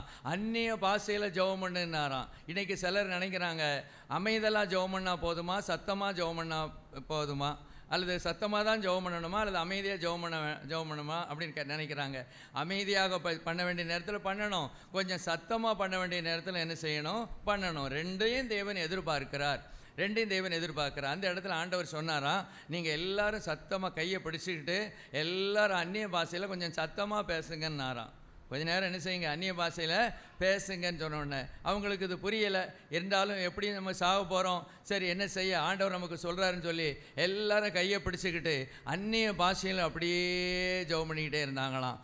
அந்த நேரம் பார்த்து இராணுவ வீரர்கள் இந்த கதவை உடைக்க வராங்க. இங்கே சத்தம் தமிழ் சத்தம் கேட்கல, தமிழ் பாஷை கேட்கல, என்ன கேட்கு, ஏதோ ஒரு பாஷை கேட்கு. முன்னால் வந்து சொன்னான்னா, இது தமிழ் வீடு இல்லைப்பா, இது வேறு ஏதோ ஒரு ஃபாரினில் உள்ள ஒரு வீடு, அடுத்த வீட்டுக்கு போவோம் அப்படின்னு அடுத்த வீட்டுக்கு போயிட்டாங்களாம். Praise the Lord. நம்முடைய தேவன் நம்மை பாதுகாக்கிறவர். எந்த வியாதி வந்தாலும், எந்த பிரச்சனை வந்தாலும், எந்த போராட்டம் வந்தாலும், நெருக்கம் வந்தாலும், தேவனுடைய பிள்ளைகளுக்கு விரோதமாக ராஜாங்கமே சவால் விட்டாலும் ஒன்றுமே என்ன செய்ய முடியாது. உங்களை என் கைக்கு தப்புவிக்க போகிற தேவன் யார் அப்படின்னு சொல்லும்போது அவருங்க ஒரு எப்போதும் நமக்கு காரியங்கள் தெரியும். இப்போ எத்தனை மடங்கு சூடாக்கப்படுது, 7 மடங்கு சூடாக்கப்படுது. இப்போ அவங்கள தூக்கி என்ன செய்கிறாங்க, போட போகிறாங்க. அங்கே இராணுவத்தில் பலசாலிகளை கொண்டு வந்து என்ன செய்கிறாங்க, அவங்கள கட்டி என்ன செஞ்சாச்சு, தூக்கி போட்டாச்சு. போடுறவங்க என்ன செஞ்சிட்டாங்க, மரிச்சு போனாங்க. அவங்களுக்கு சொல்லப்பட்டிருக்கு அவங்க யார், பராக்கிரமசாலிகள். அந்த ஏன்னா எத்தனை மடங்கு சூடாயிட்டு, 7 மடங்கு சூடானதுனால அவங்க மரிச்சு போயிட்டாங்க. ஆனால் இவங்களை தூக்கி அங்கே போட்ட உடனே ஒரு பெரிய அற்புதம் நடந்தது. அந்த அற்புதத்தை சொல்லுங்க. ஸ்தோத்திரம். முதல்ல ஒரு அற்புதம், போட்ட உடனே ஒரு அற்புதம். இதெல்லாம் சாதாரணமானது தான். அதுதான் நம்ம சொல்லிட்டோமே, தூக்கி போட்டவங்க மரிச்சு போயிட்டாங்க, உலாவுனாங்க. அதுக்கு முன்னால எழும்பிட்டாங்களா, கயிறுகள், கட்டப்பட்ட கயிறுகள் அருந்தது. அதுதான் முதல்ல. பிரைஸ்ல நல்லா கட்டியிருக்காங்க. பராக்கிரமசாலிகளை வச்சு கட்டுனா ஒரு சுத்து இல்லை, சுத்துன்னு கையையும் காலையும் என்ன செஞ்சுருக்காங்க, கட்டியிருக்காங்க. ஒருவேளை நான் 3 பேரையும் சேர்த்து கட்டினாங்களோன்னு தெரியல. ஸ்தோத்திரம். அவங்கள கயிறை கட்டி அவங்க தப்பிடக்கூடாதுங்கிறதுக்காக அவ்வளவு கயிறுகளை ஒருவேளை தனித்தனியாக கூட கட்டியிருக்கலாம். உள்ளே தூக்கி போட்ட உடனே அந்த நெருப்புக்கு என்ன வல்லமை இருக்குது, அதில் போட்ட எல்லாத்தையும் என்ன செஞ்சிடும், அழிச்சிரும். ஆனால் இது என்ன செய்யுதுன்னா அந்த கயிறை மாத்திரம் அறுத்து விடுது, அவங்களுக்கு எந்த சேதமும் இல்லை. ஒரு அலையிலே சொல்லுங்களேன். பிரைஸ் எல்லாம். சில சமயம் நமக்கு வியாதி வரும், சில சமயம் பலவீனம் வரும். இதோட ஒளிஞ்சாயா, இதோட செத்தாயான்னு கூட சிலர் என்ன செய்வாங்க, நினைக்கக்கூடும். அப்படிப்பட்ட சூழ்நிலையில் தேவன் அப்படியெல்லாம் என்ன செஞ்சிட மாட்டார், அனுமதிச்சிட மாட்டார். ஹையா வந்துடும் சொல்லிடுவார் டாக்டர். ஒருவேளை காரியம் முடிஞ்சு போச்சு அப்படின்னு கூட என்ன சொல்லலாம். ஆனால் தேவனுடைய பிள்ளைய தேவன் விசேஷ விதமாக பாதுகாக்கிறார். நம்முடைய தேவன் நமக்கு நல்லவராகவே இருக்கிறார். அப்படி இருக்குல்ல, இஸ்ரவேலருக்கு தேவன் உத்தம இஸ்ரவேல் இருக்கா, சுத்த இருதயம் உள்ளவர்களுக்கு தேவன் நல்லவராகவே இருக்கிறார். சுத்த இருதயம் இருக்கான்னு பார்த்துக்கிடுங்க. ஹல்லேலூயா. இதுக்கு கொஞ்சம் நேரம் செலவழிக்கணும். சரி, இப்போ பாருங்க, முதல்ல அற்புதம் என்ன, கயிறுகள் அருந்தது. ரெண்டாவது அவங்க சொன்ன மாதிரி எழும்பி நின்று என்ன செய்கிறாங்க, நடக்கிறாங்க. எதில் நடக்கிறாங்க, அக்கினியில். கொஞ்சம் யோசிச்சு பாருங்க. பராக்கிரமசாலிகள் அந்த சூளைக்கு வெளியே இருக்கும்போது அவங்க செத்து போயிட்டாங்க. இவங்க பராக்கிரமசாலிகள் கிடையாது, இவங்க ஞானம் உள்ளவர்கள், இவங்க சாதாரணமானவர்கள். ஆனால் அக்கினியில் என்ன செய்கிறாங்க, இவங்க நடக்கிறாங்க. 4வது யார் ஒருத்தர் வந்திருக்கிறாரு, ஒரு தேவதூதன் வேற நடக்கிறாரு. ஏதோ ஒரு பீச்சில் நடக்கிற மாதிரி, நம்ம ரோச் பீச்சில் நடக்கிற மாதிரி, பூங்காவில் நடக்கிற மாதிரி அவங்க சாதாரணமாக ஜாலியாக என்ன செய்கிறாங்க, நடக்கிறாங்க. பைபிள் சொல்லுது, அந்த சரீரத்தில் நெருப்பு பிடிக்கலை, வேற முடி கருகலை. ஒரு நெருப்பு உடனே எதை பிடிக்கும், முடி என்ன செய்யலை, கருகலை. அந்த நெருப்புடைய மனம் கூட என்ன செய்யப்படலை, காணப்படலை. இதெல்லாம் பார்த்து என்ன செய்கிறாங்க, ஆச்சரியப்படுறாங்க. அவர் சொல்கிறாரு, தேவதாசர்களே நீங்கள் என்ன செய்யுங்க, வெளியே வாங்க. எந்த மனுஷன் தூக்கி போட்டானோ அதே மனுஷன் வந்து, தேவனுடைய தாசர்களே நீங்கள் இந்த சூளையிலிருந்து எங்கே வாங்க, வெளியே வாங்க. எந்த மனுஷர் உங்களுக்கு விரோதமாக இருக்கிறாங்களோ, ஒருவேளை குடும்பத்திலே ஆகட்டும், அல்லது பக்கத்து வீடாக இருக்கட்டும், அல்லது வேலை ஸ்தலத்தில் இருக்கட்டும், கர்த்தர் சொல்லுகிறார். என்ன சொல்றாருன்னா, யார் உங்களுக்கு விரோதமாக இருக்கிறாங்களோ அவங்களே நம் பட்சத்தில் வருவார்கள். அல்லேலூயா, ஸ்தோத்திரம். எந்த கரம் யாரை தூக்கி போடுன்னு சொல்லிச்சோ அவங்களே மரியாதையாக வந்து, தேவதாசர்களே வாங்கன்னு சொன்னது மாத்திரமல்ல, கடைசியில் 29ஆம் வசனத்தை வாசிங்க. ஆதலால் சாத்ராக், மேஷாக், ஆபேத்நேகோ என்பவர்களுடைய தேவனுக்கு விரோதமாக தூஷண வார்த்தையை சொல்லுகிற எந்த ஜனத்தானும் எந்த ஜாதியானும் எந்த பாஷைக்காரனும் துண்டித்து போடப்படுவான். அவன் வீடு எருக்களமாக்கப்படும் என்று என்னாலே தீர்மானிக்கப்படுகிறது. இவ்விதமாய் ரட்சிக்கத்தக்க தேவன் வேறொருவரும் இல்லை என்றான். எப்படிப்பட்ட ஒரு வார்த்தை வருது பார்த்தீங்களா? கர்த்தருக்காக தன்னுடைய உயிரே போனாலும் பரவாயில்ல, அவனுடைய வார்த்தை அப்படி இருந்தது. எங்கள் தேவன் எங்களை விடுவிக்க வல்லவர், தப்புவிக்க வல்லவர். அப்படியே விடுவிக்காம போனாலும் இந்த மாதிரி காரியத்துக்கெல்லாம் நாங்கள் என்ன செய்ய மாட்டோம், இறங்கி வர மாட்டோம். எங்களை உருவாக்கின ஒரு தேவன் இருக்கிறார், எங்களை ஆசீர்வதித்து வருகிற ஒரு தேவன் இருக்கிறார். இந்த அந்நிய தேசத்திலே எங்களுக்கு ஒரு நல்ல ஸ்தானத்தை கொடுத்து எங்களை அழகு பார்க்கிற ஒரு தேவன் இருக்கிறார். அவரை விட்டுட்டு எதையோ நாங்கள் ஒன்றும் என்ன செய்ய மாட்டோம், நாங்கள் ஆராதிக்க மாட்டோம்னு தைரியமாக சொன்னாங்க. பார்த்தீங்களா? விடுவித்தாலும் சரி, விடுவிக்காமற் போனாலும் சரி. இந்த மாதிரி பேசுனவங்கெல்லாம் இருக்கிறாங்க, 1-2 பேர். யோபுலாம் ரொம்ப பயங்கரமாக என்ன செஞ்சுருக்கிறாரு, பேசியிருக்கிறார். என் உயிர் இருக்கிற வரைக்கும் என் உத்தமத்தை விட்டு நான் விலக்கேன். என்ன அடியை ஒன்று சாதாரண அடியாக விழுந்துச்சு அங்கே. இங்கேயாவது அடிக்கடிலாம் ஒன்றும் விழலை. அங்கே அப்படி இல்லை, 10 பிள்ளைகள் போயிட்டாங்க, எல்லாமே போயிடுச்சு. அவர் சொல்கிறாரு, என் உயிர் இருக்கிற வரைக்கும் நான் என்னுடைய உத்தமத்தை விட்டு என்ன செய்ய மாட்டேன், நான் விலக்க மாட்டேன். நமக்கு ஒரு சின்ன பிரச்சனை வந்துட்டுனாலே நாம் அப்படி தானே சொல்லுவோம். நம்ம ஸ்டாண்டர்ட் அவ்வளவு தானே. என்ன சொல்லுவோம் சொல்லுங்கள் பாப்போம்?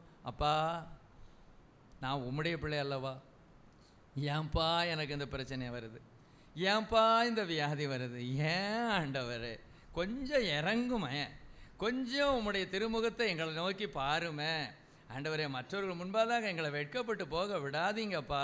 இப்படியெல்லாம் நம்ம சாதாரணமாக ஜெபம் பண்ணுவோம். பரவாயில்ல, இது ஜெபம் பண்ணணும். நம்ம ஸ்டாண்டர்ட் இவ்வளவு தான் நான் சொல்கிறேன், கொஞ்சம் கம்மியாக தான் இருக்கிறது மாதிரி எனக்கு தெரியுது. ஸ்தோத்திரம். அவங்க சொல்கிறது ரொம்ப பயங்கரமாக இருக்குது, ஆச்சரியமாக இருக்குது. என் தேவன் எங்களை விடுவிக்க வல்லவர்.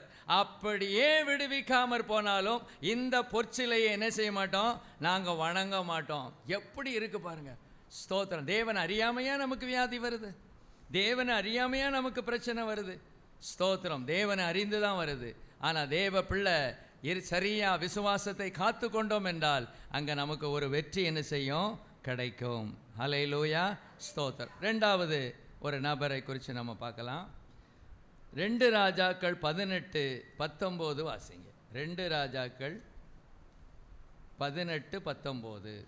ரப்சாக்கே அவர்களை நோக்கி, அசிரியா ராஜாவாகிய மகாராஜாவானவர் உரைக்கிறதும் நீங்கள் எசேக்கியாவுக்கு சொல்ல வேண்டியதும் என்னவென்றால், நீ நம்பி இருக்கிற இந்த நம்பிக்கை என்ன? அடுத்த வசனம். யுத்தத்திற்கு மந்திராலோசனையும் வல்லமையும் உண்டென்று நீ சொல்லுகிறாயே, அது வாய்ப்பேச்சே அன்றி வேறல்ல. நீ என்னை விரோதிக்கும்படி யார் மேல் நம்பிக்கை வைத்திருக்கிறாய்? சரி. ரப்சாக்கே இது யாரு? சனகரிப்புடைய ஒரு முக்கியமான ஒரு நபர். ஒருவேளை சேனாபதியாக இருக்கலாம்னு வச்சுக்கிடுவோம். ரொம்ப ஒரு தலைவனாக, ரப்சாக்கேவுடைய ரெப்ரசன்டேட்டிவ், அவருடைய ஸ்தானாதிபதி. இப்போ அவர் யார்கிட்ட சொல்கிறாரு அப்படின்னா, எசேக்கியா ராஜாவுடைய ஸ்தானாதிபதிகளிடத்தில் சொல்கிறாரு. சிம்பிளாக சொல்லிடுறேன், நீ நம்பி இருக்கிற இந்த நம்பிக்கை என்ன? ஏன்னா அந்த நேரத்தில் அசீரியா ஒரு பெரிய சாம்ராஜ்யம். நம்ம எசேக்கியா யூதேயா தேசத்துக்கு ஒரு ராஜா, ஒரு குட்டி தேசம், ஒரு இலங்கை தேசம் மாதிரி வச்சுக்கோங்க. அசீரியா அது ஒரு பெரிய தேசம். இப்போ அது இவங்ககிட்ட சண்டைக்கு வருது. இவர் போய் காலில் விழமாட்டக்காரு. முதல்ல கொஞ்சம் செஞ்சு பார்த்தாரு, மனுஷிக முயற்சிகளை செஞ்சு பார்த்தாரு. ஆனால் திருப்பியும் இவர் சண்டைக்கு வர்றேன்னு சொன்ன உடனே இவர் சொன்னபடி அவர் கேட்கல. கொஞ்சம் அவர் என்ன செய்கிறாருன்னா, இவருக்கு ஒத்தாசை செய்ய மாட்டேக்காருன்னு வச்சுக்கோங்க. அசீரியா ராஜாவுக்கு அவர் கேட்டதெல்லாம் கொடுக்க மாட்டேங்கிறாரு. உடனே தான் இவர் சொல்கிறாரு, நீ நம்பி இருக்கிற இந்த நம்பிக்கை என்ன? What is your hope? நீ யாரப்பா நம்பி இருக்கிற? நீ யாரை நம்பி இருக்கிற? ஸ்தோத்திரம். நீங்களும் நானும் யாரை நம்பி இருக்கிறோம்? நமக்கு இருக்கிற ஒரே நம்பிக்கை யார்? இயேசு தானே. எந்த பிரச்சனைக்கும் அவர்கிட்ட தானே பதில் வர முடியும். அவர் சொல்கிறார், அடுத்தது சொல்கிறாரு, நீ என்னை விரோதிக்கும்படி யார் மேல் நம்பிக்கை வைத்திருக்கிறாய்? நீ என்னை விரோதிக்கும்படி யார் மேல் நம்பிக்கை வைத்திருக்கிறாய்? இன்னும் 30ஆம் வசனத்தில் பாருங்க, கர்த்தர் நம்மை நிச்சயமாய் தப்புவிப்பார், இந்த நகரம் அசீரிய ராஜாவின் கையில் ஒப்பு கொடுக்கப்படுவதில்லை என்று சொல்லி எசேக்கியா உங்களை கர்த்தரை நம்ப பண்ணுவான், அதற்கு இடங்கூடாதிருங்கள் என்று ராஜா சொல்லுகிறார். நிலைமை ரொம்ப மோசமாயிட்டு. ஆனால் பாருங்க, இந்த எசேக்கியா ராஜா அப்படியே இருக்கிறார் பாருங்க. கர்த்தர் நம்மை நிச்சயமாய் தப்புவிப்பார். இந்த வார்த்தை நம்ம வாயில் வரணும். எந்த பிரச்சனையாகட்டும், எந்த நெருக்கமாகட்டும், வியாதியின் உச்சகட்டமாக இருக்கட்டும், நம்முடைய வாயிலிருந்து வர வேண்டிய ஒரு வார்த்தை என்ன வார்த்தை? கர்த்தர் நம்மை நிச்சயமாய் தப்புவிப்பார். இந்த பிரச்சனையிலிருந்து நம்முடைய தேவன் நம்மை தப்புவிப்பார். இந்த வியாதியிலிருந்து தேவன் நம்மை தப்புவிப்பார். இந்த போராட்டத்திலிருந்து கர்த்தர் நம்மை தப்புவிப்பார். இந்த வார்த்தை நம்ம வாயிலிருந்து என்ன செய்யணும்? தைரியமா சத்தமா உள்ளத்தின் ஆழத்திலிருந்து வரணும். அல்லேலூயா, ஸ்தோத்திரம். பாருங்க, இந்த நகரம் அசீரியா ராஜாவின் கையில் ஒப்பு கொடுக்கப்படுவதில்லை என்று சொல்லி எசேக்கியா உங்களை கர்த்தரை நம்ப பண்ணுவான், அதற்கு இடம் கொடாதிருங்கள். ராஜா யாரு? எசேக்கியா. இவர் யாரு? அந்நிய தேசத்து ராஜா. அந்நிய தேசத்து ராஜா இங்க வந்து சொல்றாரு, நமக்கு அந்நியம் யாரு? பிசாசு. ஸ்தோத்திரம். நமக்கு சத்துரு யாரு? பிசாசு. அவன் இதைத்தான் சொல்லுவான், அப்பா ஐயா நீ என்ன செய்யாத, தேவனை மாத்திரம் நம்பிடாத, டாக்டரை நம்பு, பணக்காரனை நம்பு, அரசாங்கத்தை நம்பு, உங்கள் வீட்டில் உள்ள நல்லா சொந்தக்காரங்களில் வசதியாக இருக்காங்கல்ல அவங்கள நம்பு, ஆனால் கர்த்தரை மாத்திரம் நம்பிடாத. ஸ்தோத்திரம். ஆனால் அவருக்கு எசேக்கியாவுக்குள்ள என்ன இருக்குது? கர்த்தரை அவர் நம்பி இருந்தார். பைபிள் சொல்லுது பாருங்க, அவரை பற்றி எப்படி சொல்லுதுன்னு பாருங்க. 2 ராஜாக்கள் 18:5 அவன் இஸ்ரவேலின் தேவனாகிய கர்த்தரின் மேல் வைத்த நம்பிக்கையிலே அவனுக்கு பின்னும் அவனுக்கு முன்னும் இருந்த யூதாவின் ராஜாக்களில் எல்லாம் அவனை போல் ஒருவனும் இருந்ததில்லை. அவ்வளவு ஒரு நம்பிக்கை, அவ்வளவு ஒரு விசுவாசம். இந்த நாளில் கர்த்தர் நம்மிடத்தில் எதிர்பார்க்கிறது அதுதான். பிரச்சனை அதிகமாக முதல் பார்த்தோம், தனிப்பட்ட நபர்களுக்கு என்ன வந்துச்சு? பிரச்சனை. இப்போ என்ன வருது? தேசத்தின் மேலேயே பிரச்சனை. இந்த பிரச்சனையிலும் கூட இவர் யாரைத்தான் நம்பி இருந்தார்? எசேக்கியா. இவருடைய நம்பிக்கையை அறிஞ்ச அந்த சனகரிப் அவர் சொல்றாரு, கர்த்தரை நம்புறதை என்ன செஞ்சிரு? விட்டுரு. சர்ச்சுக்கு போறதை நிப்பாட்டிரு. சர்ச்சுக்கு போய் என்னத்தைப்பா கண்ட? இந்து மார்க்கத்திலிருந்து கிறிஸ்து மார்க்கத்துக்கு வந்து என்ன கண்ட? அது இந்த பெந்தைகோஸ்தே கோயிலுக்கு போய் நீ என்னத்தை கண்ட? அடி மேல அடி, பாடுகள் மேல பாடு, நெருக்கங்கள் மேல நெருக்கம். நீ திருப்பி நம்ம இடத்துக்கே என்ன செஞ்சிரு? வந்துரு. நம்மளையே ஆராதிக்க வந்துரு. அப்போ பாரு, ஆசீர்வாதம் கொட்டும், நன்மை கிடைக்கும். அப்படிலாம் இன்னைக்கு ஜனங்கள் என்ன செய்வாங்க? சொல்லுவாங்க. அவங்க சொல்றதை சொல்லிட்டு போட்டோம். நமக்குள்ள இருக்கணும் வைராக்கியம். இந்த தேவன் என்னை என்ன செய்வார்? வழி நடத்துவார். என் தேவன் என்னை பாதுகாப்பார். அப்படி ஒருவேளை இதுவரைக்கும் பிரச்சனை இருந்துச்சுன்னா இன்னைக்கு நம்ம தேவ சமூகத்தில் நம்ம ஒப்பு கொடுத்தா கர்த்தர் இந்த வசனத்தின் மூலமாக பேசுகிறார். சுத்த இருதயம் உள்ளவர்களுக்கு தேவன் நல்லவராகவே இருக்கிறார். அந்த சுத்த இருதயத்தை தேவனிடத்தில் கேட்டு பெற்றுக்கொள்ளுங்க. இந்த புதிய மாதத்தில் தேவன் நம் ஒவ்வொருவருக்கும் நல்லவராகவே இருப்பார். யோசி பாருங்க. அல்லேலூயா, ஸ்தோத்திரம். அப்புறம் பாருங்க 32 கடைசி பகுதியை வாசிங்க. கர்த்தர் நம்மை தப்புவிப்பார் என்று உங்களை போதனை செய்ய எசேக்கியாவுக்கு செவிகொடாதிருங்கள். எப்படி வார்த்தை வந்துகிட்டே இருக்கு பாருங்க. எப்படியாவது நம்ம பழைய இடத்துக்கு போயிடணும். பழைய கும்பிட்ட அந்த இடத்துக்கு என்ன செஞ்சிடணும்? போயிடணும். ஏதாவது பிரச்சனை வந்துட்டுனா பழையபடி வந்துருங்க. அல்லது நீங்கள் பழைய சபைக்கு நம்ம போயிடுவோம், இருந்த சபைக்கு, அந்த பெந்தையோ சபைக்கு போய் ஒன்றும் நம்ம என்ன செய்யலை, கண்டுகிடலை, நம்ம தேவன் நமக்கு செய்யலை அப்படிங்கிற மாதிரி தான் மற்றவங்க சொல்லிக்கிட்டே இருப்பாங்க. கர்த்தர் நம்மை தப்புவிப்பார் என்று உங்களை போதனை செய்ய எசேக்கியாவுக்கு என்ன செய்யாதிருங்கள்? செவி கொடாதிருங்கள். 35ஆம் வசனம். கர்த்தர் எருசலேமை என் கைக்கு தப்புவிப்பார் என்பதற்கு அந்த தேசங்களுடைய எல்லா தேவர்களுக்குள்ளும் தங்கள் தேசத்தை என் கைக்கு தப்புவித்தவர் யார் என்கிறார் என்று சொன்னான். இதான் சவால். கர்த்தர் எருசலேமை என் கைக்கு தப்புவிப்பார் என்பதற்கு அந்த தேசங்களுடைய எல்லா தேவர்களுக்குள்ளும் தங்கள் தேசத்தை என் கைக்கு தப்புவித்தவர் யார் என்கிறார் என்று சொன்னான். ஹல்லேலூயா, பிரைஸ் தி லார்ட். இன்னும் பாருங்க 10ஆம் வசனத்திலிருந்து, அடுத்த அதிகாரம் 10ஆம் வசனத்திலிருந்து வாசிங்க. நீங்கள் யூதாவின் ராஜாவாகிய எசேக்கியாவுக்கு சொல்ல வேண்டியது என்னவென்றால், எருசலேம் அசீரியா ராஜாவின் கையில் ஒப்பு கொடுக்கப்படுவதில்லை என்று நீ நம்பி இருக்கிற உன் தேவன் உன்னை எத்த ஒட்டாதே. இதோ அசீரியா ராஜாக்கள் சகல தேசங்களையும் சங்கரித்த செய்தியை நீ கேட்டிருக்கிறாயே. நீ தப்புவாயோ? என் பிதாக்கள் அழித்துவிட்ட கோசானையும் ஆரானையும் ரேத்சேப்பையும் தெலாசாரில் இருந்த ஏதேரின் புத்திரரையும் அவர்களுடைய தேவர்கள் தப்புவித்தது உண்டோ? ஆமாத்தின் ராஜாவும் அர்பாத்தின் ராஜாவும் செப்பர்வாயும் ஏனா ஈவா பட்டணங்களின் ராஜாவும் எங்கே என்று சொல்லுங்கள் என்றான். பிரைஸ் தி லார்ட், ஹல்லேலூயா. இப்படியே சொல்லிக்கிட்டே இருக்கிறான் பாருங்க. ஒரு தேவனுடைய பிள்ளைகளுக்கு விரோதமாக இப்போ என்ன ஒவ்வொருத்தரா வருவான். ஏம்மா எப்படிமா இருக்க, நல்லா இருக்கீங்களா, ஸ்தோத்திரம், இவ்வளவு அடி வாங்கிட்டீங்களா, இவ்வளவு கஷ்டப்பட்டுட்டீங்களா, எதுக்கு இப்படி இருக்கீங்க, அந்த தேவனால் உங்களை காப்பாற்ற முடியலையே, அந்த தேவனால் ஒரு நன்மையான காரியம் செய்ய முடியலையே, இன்னும் அதில் வாழ்ந்துக்கிட்டு இருக்கீங்க, இன்னும் அந்த இயேசுநாதரையை தேடுறீங்க அப்படிங்கிற மாதிரி திரும்ப திரும்ப அகேன் அங்கே திரும்ப அந்த வார்த்தையை பாருங்கள், திரும்ப வந்துக்கிட்டே இருக்குது. 19-20 வாசிங்க. 20.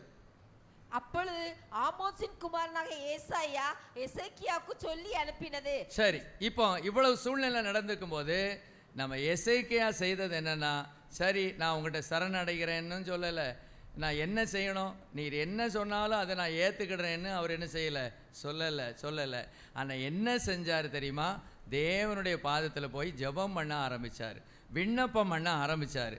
ஆண்டவரே என்னுடைய நிலைமையை பாரும், ஆண்டவரே இந்த அசீரியா ராஜாவாக சனகரிப் ரொம்ப கொக்கரிக்கிறான், ஆண்டவரே ரொம்ப பயங்கரமாக பேசுகிறான், அவன் பேசுகிறதுக்கு நியாயம் இருக்குது, அவனுடைய படைபலம் அவ்வளவு அதிகம், எங்கிட்ட அவ்வளவு இல்லை, உண்மைதான், அவன் பெரிய பராக்கிரமம் உடையவனாக தான் இருக்கிறான், ஆனால் எங்கள் சூழ்நிலை ரொம்ப மோசமாக இருக்குது, ஆனால் நீர் எங்களோடு இருக்கிறீர்கள, நீர் எங்களுடைய வாழ்க்கையில் எப்படியாவது அற்புதம் செய்யணும் அப்படின்னு சொல்லி அவர் என்ன செய்கிறார், ஒரு நல்ல ஜெபம் பண்ணுறாரு. நீ என்னை நோக்கி பண்ணின விண்ணப்பத்தை கேட்டேன். நம்ம விண்ணப்பம் பண்ணணும். பிரச்சனை நேரத்தில், போராட்டமான நேரத்தில், நெருக்கமான நேரத்தில் நாம் செய்ய வேண்டியது என்ன?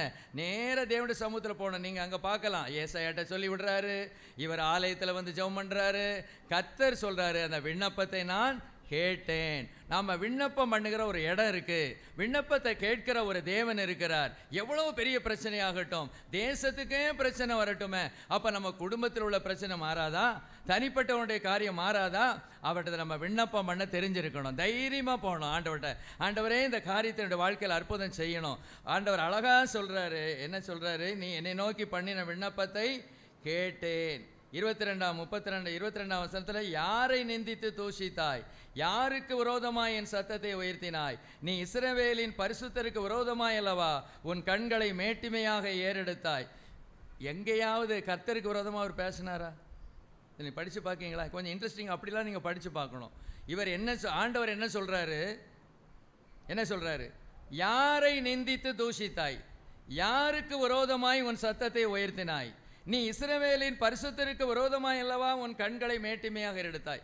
எந்த இடத்துலையாவது யெகோவா தேவனை இந்த சனகரிப்பு குறைச்சி பேசினாரா? இல்லை. என்ன, அவர் மேலே நம்பிக்கை வைக்காத அப்படி சொன்னார். ஆனால் அதில் உள்ள அர்த்தம் இருக்குது. ஆனால் டைரக்ட் அட்டாக் கொடுக்கல. டைரெக்டாக யாரைத்தான் பேசிக்கிட்டே இருக்காரு, எசேக்கியாவை. ஆனால் அதை யாரை பேசினதாக எடுத்துக்கொள்ளுகிறார்?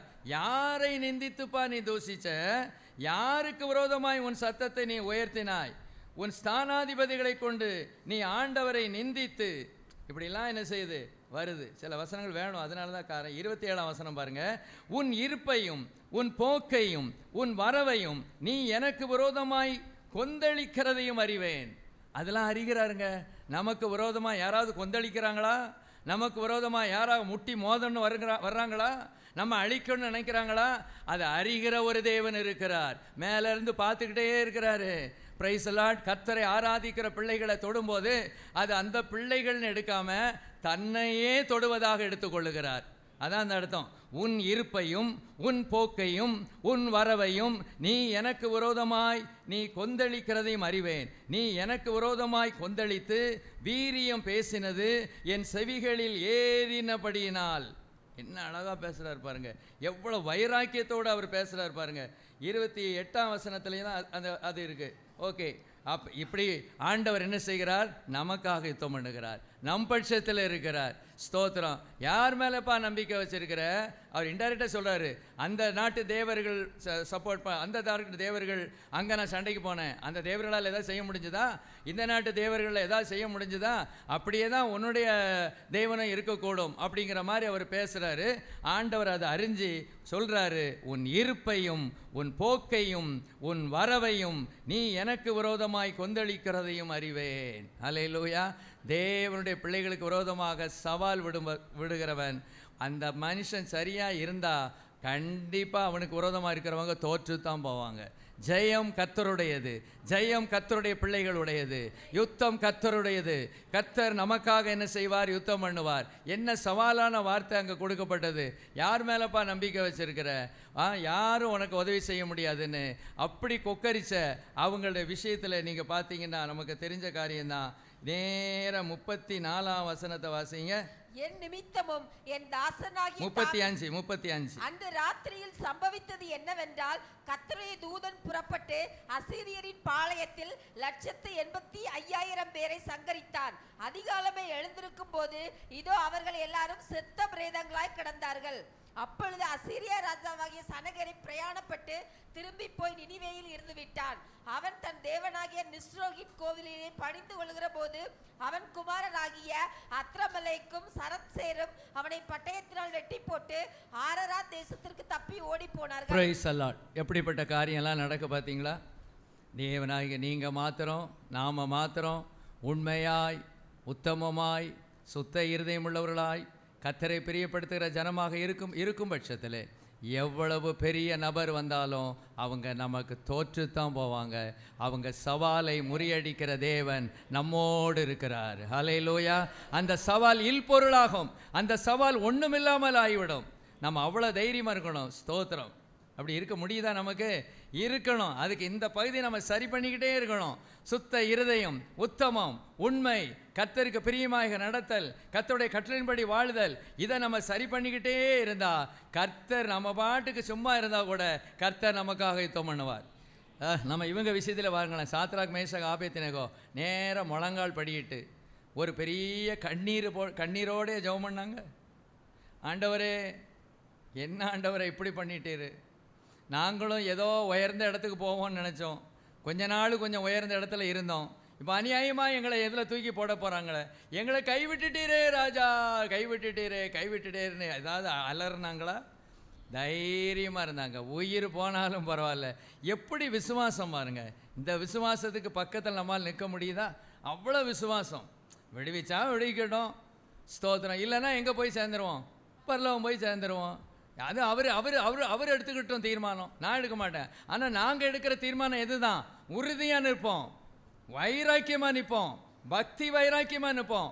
எந்த சூழ்நிலையிலும் இந்த சிலைக்கு முன்னால் நாங்கள் தலை வணங்க மாட்டோம். பிரைஸ் எல்லாம் எப்படி இருக்கு பாருங்க. ஆண்டவரே, இப்படிப்பட்ட ஒரு கிருபையை தாங்கப்பா, இப்படிப்பட்ட ஒரு பக்தி வைராக்கியத்தை தாங்கப்பா. ஸ்தோத்திரம். இப்படிலாம் நமக்கு என்ன வருதா? ஒரு பக்தி வைராக்கியம் வருதா? சரி, அடுத்த நபரை குறித்து நம்ம பார்ப்போம். யாத்ராகமம் 5:2. யாத்ராகமம் 5:2. அதற்கு பார்வோன், நான் இஸ்ரவேலை போகவிட கர்த்தரின் வார்த்தையை கேட்கதற்கு அவர் யார்? நான் கர்த்தரை அறியேன், நான் இஸ்ரவேலை போக விடுவதில்லை என்றான். சரி, இங்கே தெரிஞ்ச சம்பவம் தான். இப்போ இஸ்ரவேலை என்ன செய்யணும்? இஸ்ரவேலர் எங்கே கஷ்டப்பட்டுட்டு இருக்காங்க? எகிப்தில். இப்போ ஆண்டவர் என்ன செய்கிறாரு? விடுவிக்க போகிறார். அதுக்கு முன்னால் மோசையும் ஆரோனும் போய் என்ன செய்கிறாங்க? ஜனங்களை போக விடணும், நாங்கள் பண்டிகை கொண்டாடணும் அப்படின்னு சொல்கிறாங்க. அதுக்கு பதில் தான் அவர் சொல்கிறாரு. அதற்கு பார்வோன், நான் இஸ்ரவேலை போக விட கர்த்தரின் வார்த்தையை கேட்கிறதுக்கு அவர் யார்? இதுதான் சவால். யார் அவர்? இஸ்ரவேலை போக விடணும், பண்டிகை கொண்டாடணும், கர்த்தரை ஆராதிக்கணும்னு சொல்றிய, அந்த கர்த்தர் யாரு?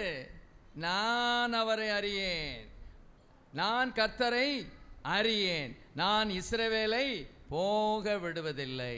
உண்மைதான், அவர் கையில் பயங்கர பராக்கிரமம் இருக்கிறது. அவர் எகிப்துக்கு ராஜா. ராஜா நம்ம இப்போ பார்த்தவங்க எல்லாமே அந்தந்த நாட்களில் தலைமை ஸ்தானத்தில் இருந்தவர்கள். முதல்ல யாரை பார்த்தோம்? நேபுகாத்நேச்சார். அப்போ பாபிலோன் தான் தேசங்களை ஆளுகை செய்தது. இன்றைக்கி அமெரிக்காக்காரன் என்ன நினச்சாலும் சாதிக்கானா?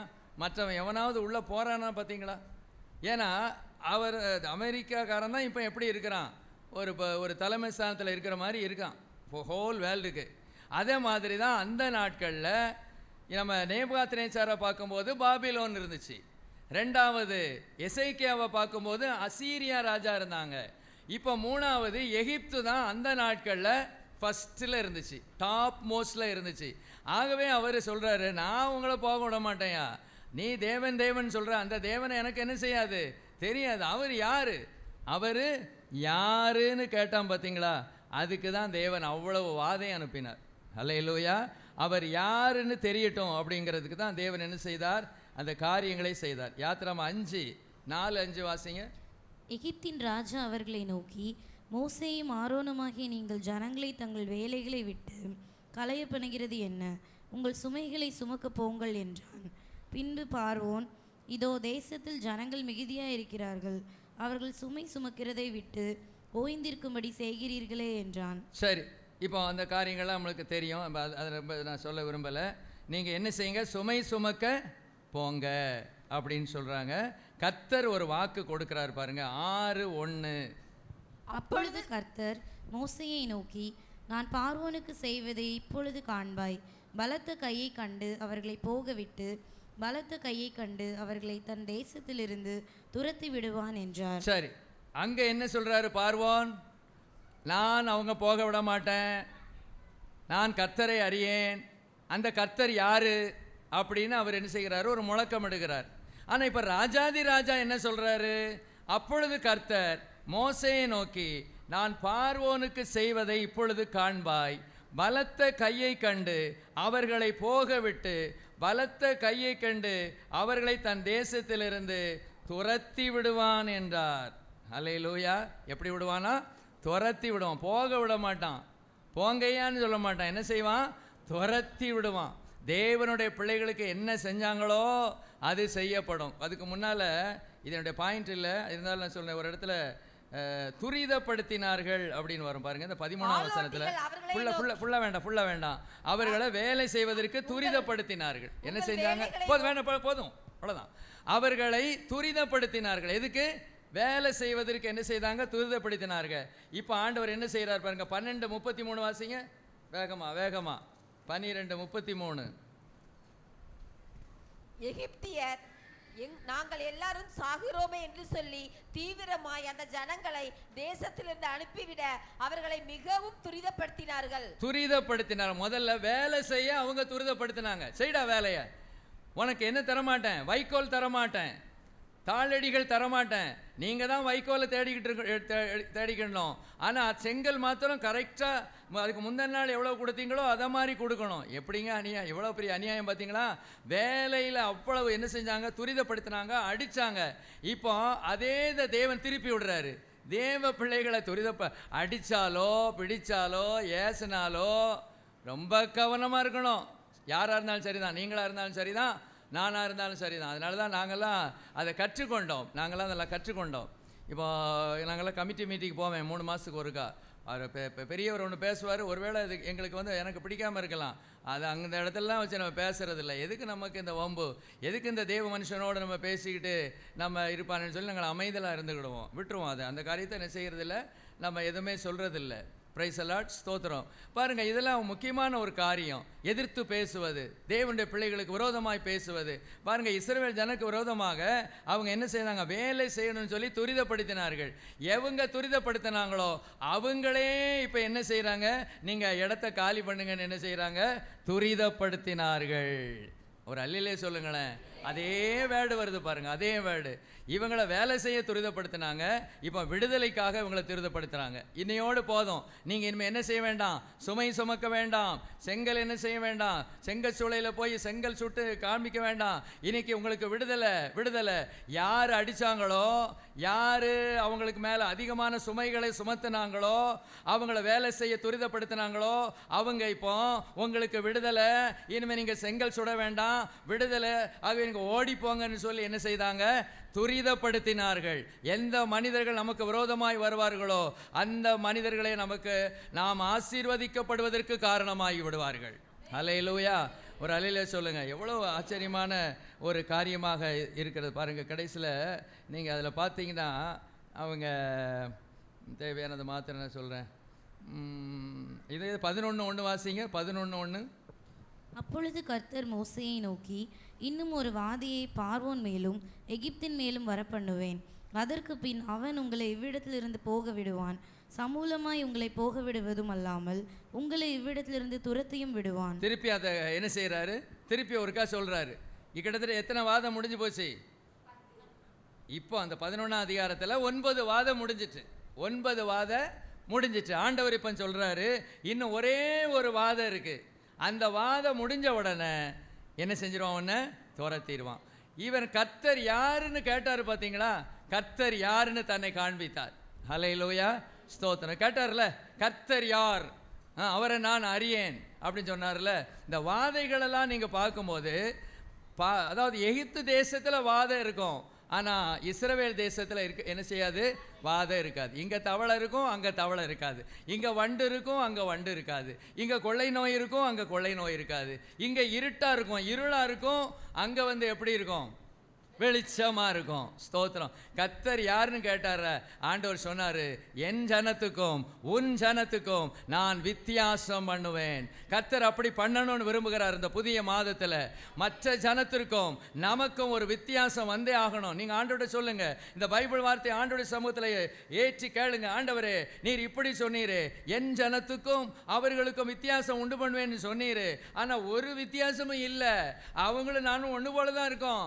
அங்கேயும் வியாதி, இங்கேயும் வியாதி, அங்கேயும் பிரச்சனை, இங்கேயும் பிரச்சனை, அங்கேயும் வேலை இல்லை, இங்கேயும் வேலை இல்லை. என்னப்பா இது, இது எப்படி நியாயமாகும்? நீர் அன்னைக்கு மோசேட்ட என்ன சொன்னீர், என்னுடைய ஜனத்திற்கும் அவர்களுக்கும் நான் வித்தியாசம் உண்டு பண்ணுவேன்னு சொன்னீர்ல.